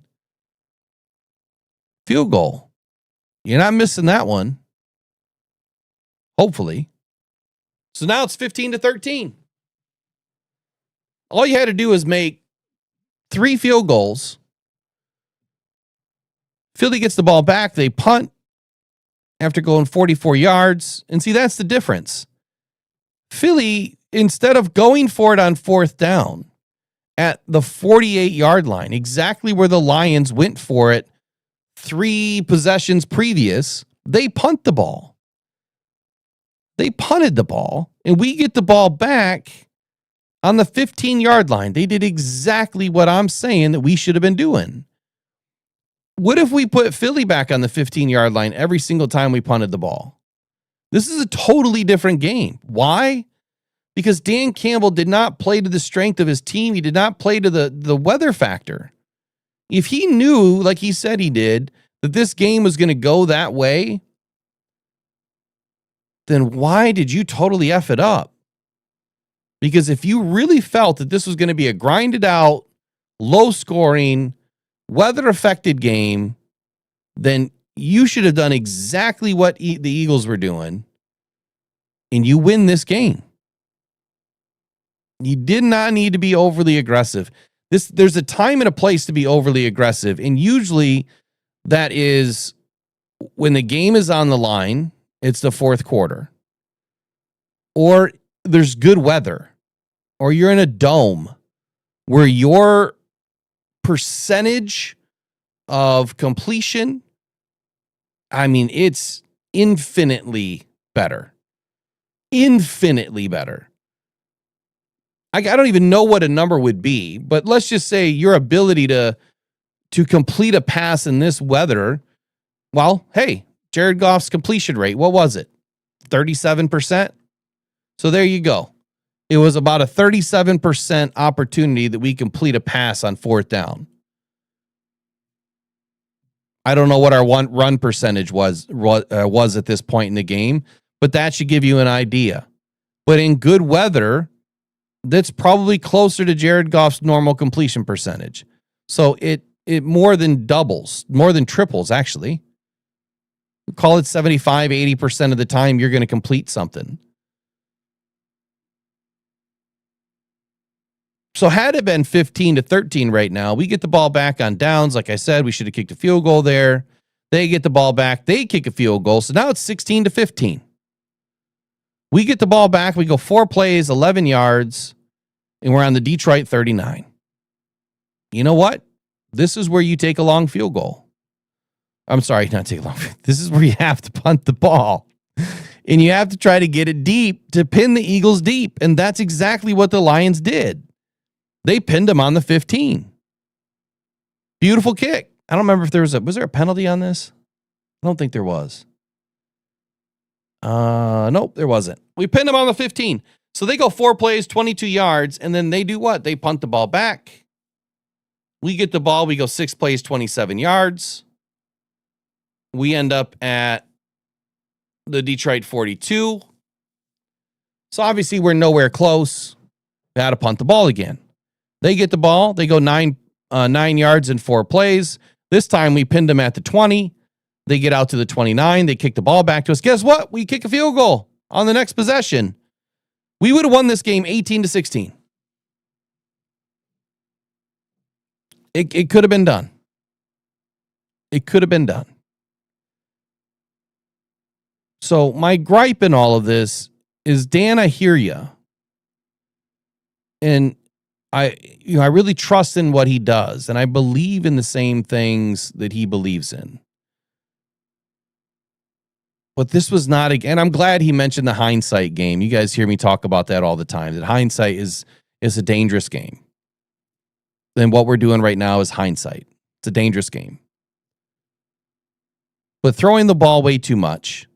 Why did you deviate from the plan?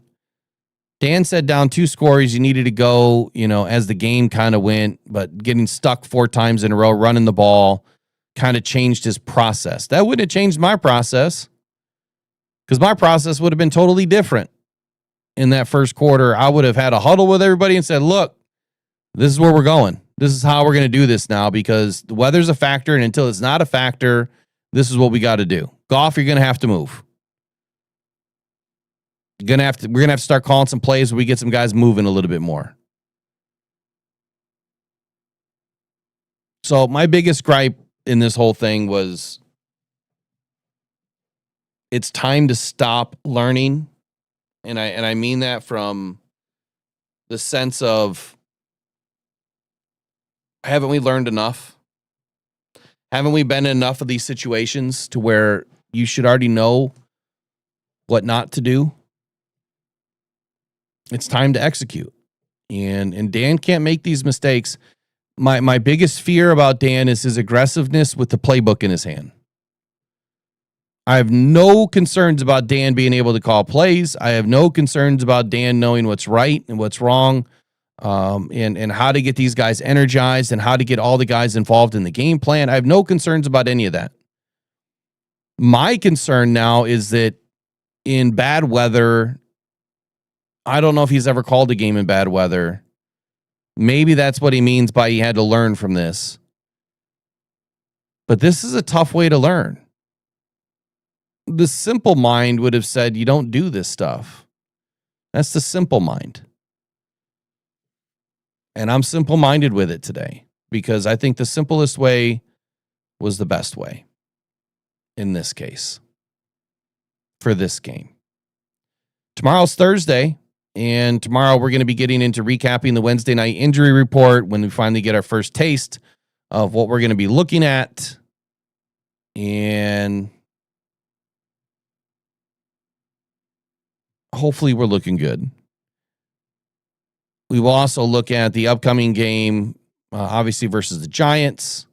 Still working on getting the Giants podcast in this week. I think we should be able to make it happen. We'll get into more power rankings and things. We kind of went through the offensive and defensive breakdown a little bit as far as where we stack up in the league. But your Detroit Lions have a top 5 defense right now. It's exactly where I thought that they were going to be. And I still expect us to do a lot more. I'm going to get my articles updated. I know I got a lot to get updated from over the weekend, including Rocks Locks and the rest of this. But here you go. Let me give you this link. That's not the right link. This is where my predictions lie, right here. So if you'd like to join DetroitFootballJournal.com, it's free. Go ahead and pop your email in there and sign up. It's free. Everything is free for like the first week or something, and then it goes to a paywall. So if you don't read it right away, you won't get the chance unless you pay. And of course, everything goes to a good cause. But my goal is to get things out there and get it shared and gain as many subscribers as we can, because we're going to have an ability to have a nice chat in here. I suck at managing stuff like this. That's why I need some help. But once this chat gets going, this will be the chat for all chats. We'll have the game day chat. I'm going to try to get it going before the end of the year, but that means we need to get a lot of people sharing it and a lot of people involved in it. And that's where we're going to start running some of our contests, because then I'll have email addresses from everybody that we can actually utilize for the spin to win. Tonight, I will be back. We did not get to do the spin for the tickets, so I will get that done tonight. And what that was for the month of October when we hit 10K. That whole couple of weeks leading up, I was putting out, make sure you comment on this video or this live stream. And had you done so, you get automatically entered for the tickets. So all of those people that commented, they will be entered. And then, of course, all of the mods, you guys get entered. All of the members, you guys get entered. So that'll be done tonight. For the month of December, I know we're going to be giving away a full-size helmet. And the best way to do that is by sharing Detroit Football Journal or the YouTube on your social medias, and try to get some people to subscribe, follow, share, do it all. If you haven't subscribed, I'd like to know why. You can write me an email, mailbag@rockdown.com. And tonight we'll probably be doing the gripes and hypes along with everything else. So if you'd like to get in your gripes, your hypes, what that is what are your biggest gripes about the team? I don't care what it is. Put it up there, right? You just email it. If you don't want your name announced, I won't say it. I typically go that way anyway. I won't say it. And then what are your hypes, man? What are you excited about for the team? What do you think the team is going to be able to do for the rest of the season? That'll be tonight in Gripes and Hype. It is supposed to be a Q&A, so that means people are supposed to be calling in, and we're texting while we're live. You can also text 313-podcast and put your gripes and hypes there. All of your information stays here. It does not go anywhere else. We don't share it. We don't utilize it for anything else. I know that's a bad business practice. You know, what they tell you is to take everyone's email and phone number and start spamming the hell out of them. I don't do that. Why? Because I hate it myself. So I won't do it. I don't know. What are your thoughts? What do you guys think? Are we going to be able to beat the Giants?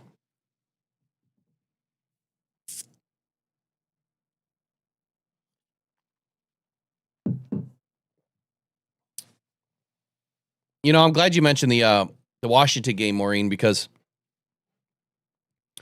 see, a game like that, had we had difficulty in that game, that's a game where you can absolutely take some risks, right? You don't have to worry about the weather as much, right? It was fine.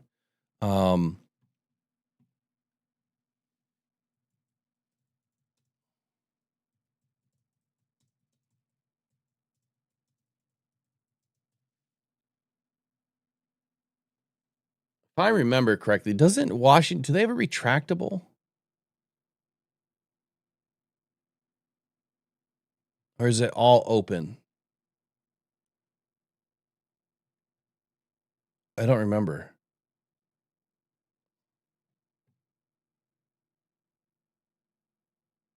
But either way, we didn't have to worry about weather in that game. And so that, I mean, that's a game that you can do whatever you want to do. It is just flat out open, isn't it? I thought they had retractable or partials or something like, you know, where just the field was open. But if it was all open, that's I've never been to that stadium. I wish I would have went. But the weather was fine. You know, you could do whatever you want. Go for it. Be smart. But if you had to make decisions like they did against the Eagles, you'd have less to worry about. You'd have a lot less to worry about. A lot less can go bad. The only thing that's going to go bad is you get beat. I'll finish with this. Tate Rowledge. I haven't looked at PFF. I want to look at PFF real quick. I'm just going to guess that his grade was probably a 10. It was probably a 40. I don't know. It wasn't good. And I don't care about the grade. I'm just curious. Which, by the way, I am going to respond to PFF. I don't know what happened, but I got an email about applying there. Did someone of you guys do it? Did you guys send PFF something? Because I think it's kind of weird that all of a sudden, you know, people are saying, go work at PFF, and then I get an email about PFF. I just found that really interesting. I'm curious. I am curious. All right, so this game, I was close. I shouldn't be laughing. A 19.3 in pass block.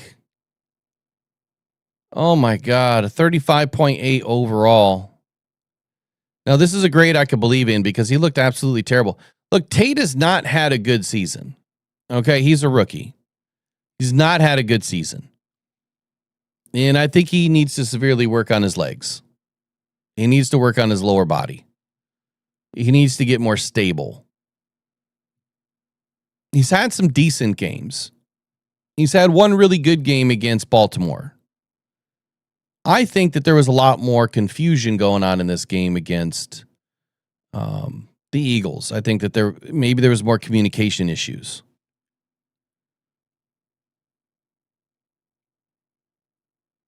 But as far as Tate Rowledge goes in the future of this offensive line, like, this is the engine of the team. It really is. Without an offensive line, it's hard for any team to do anything. Any team. And Tate has to play better. He has to. Penei Sewell has got to figure out how to have better pass block. But at this point, I'll take it. You know, but he has not been good in pass block. I think, you know, he's bailed out a little bit because Jared Goff gets the ball out so quick. Taylor Decker's hurt. He doesn't have any strength. we might have, little musical chairs on the left side. Coyote Owatska, he probably had a worse grade than Tate. No, actually, he had a better grade. 48.4, 47.8 overall. Not good at all, but it was better than Tate Rowledge, but it was not good. He was beat cleanly so many times, it wasn't even funny.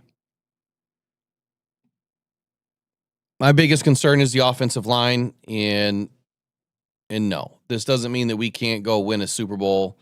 There's been plenty of teams that have had banged up offensive lines that have gone in and done some damage in the postseason. Right now, we have to lean into the defense. I expected to have a great defense this year. They're doing it. We're getting healthy at the right time. Everyone is coming back. They have to stay healthy. They now have to re-gel with each other. And if they do, when they do, that's who Dan needs to lean into. Lean on the defense. But when you get a takeaway and create a turnover, the offense must score points. I don't even care if it's 3. You have to score points.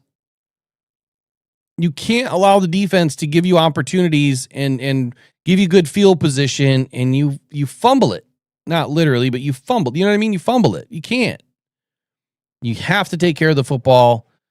You have to take care of every opportunity that you get, and you can't be stubborn and aggressive the entire time. It will always blow up in your face. But the offensive line is an issue. There's nothing really the Lions can do about it. There was really not much they could do about it at the trade deadline.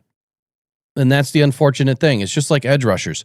You're not going to get a team that's going to come off of a left tackle or a right tackle or a dominant left or right guard when that's their guy. The backups are no better than our backups. So unless you're able to pull a starter off a team, there's really nothing you can do. And you're probably not going to pull a starter at the left tackle position just because. What we needed is someone that is much, much, much better than what Giovanni Manu was, or, Kristen Cologne. Isn't he hurt now too? Cologne? Lions got some serious problems on the offensive line. They're going to get it fixed. These guys have to get healthy. And this relies on the scheme. Maybe I'll finish with that part of it. Talking about Tate and how bad of a game he was having, putting these guys back in a consistent pass block situation was not a way to lean into the strength of your team. If Tate was having difficulty, and the entire offensive line was having difficulty, but if Tate was having difficulty, at what point were you going to use it against him? Like I said, if they're constantly putting pressure on you, then you need to scheme up 7-man protections. And this is something I touched on lightly on Monday, but I'm going to touch on it again right now. I didn't see very many plays that the Lions ran 7-man protection. It might have been 1 or 2.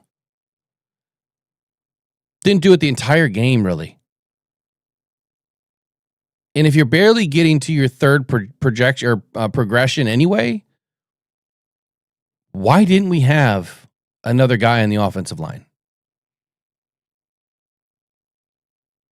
You should have went with a heavy personnel, more jumbo sets. You can do everything that you're doing now out of the jumbo sets. Or everything you didn't do in that game, you could have done out of a jumbo set. So Dan has to fix it, and it starts with the play calling.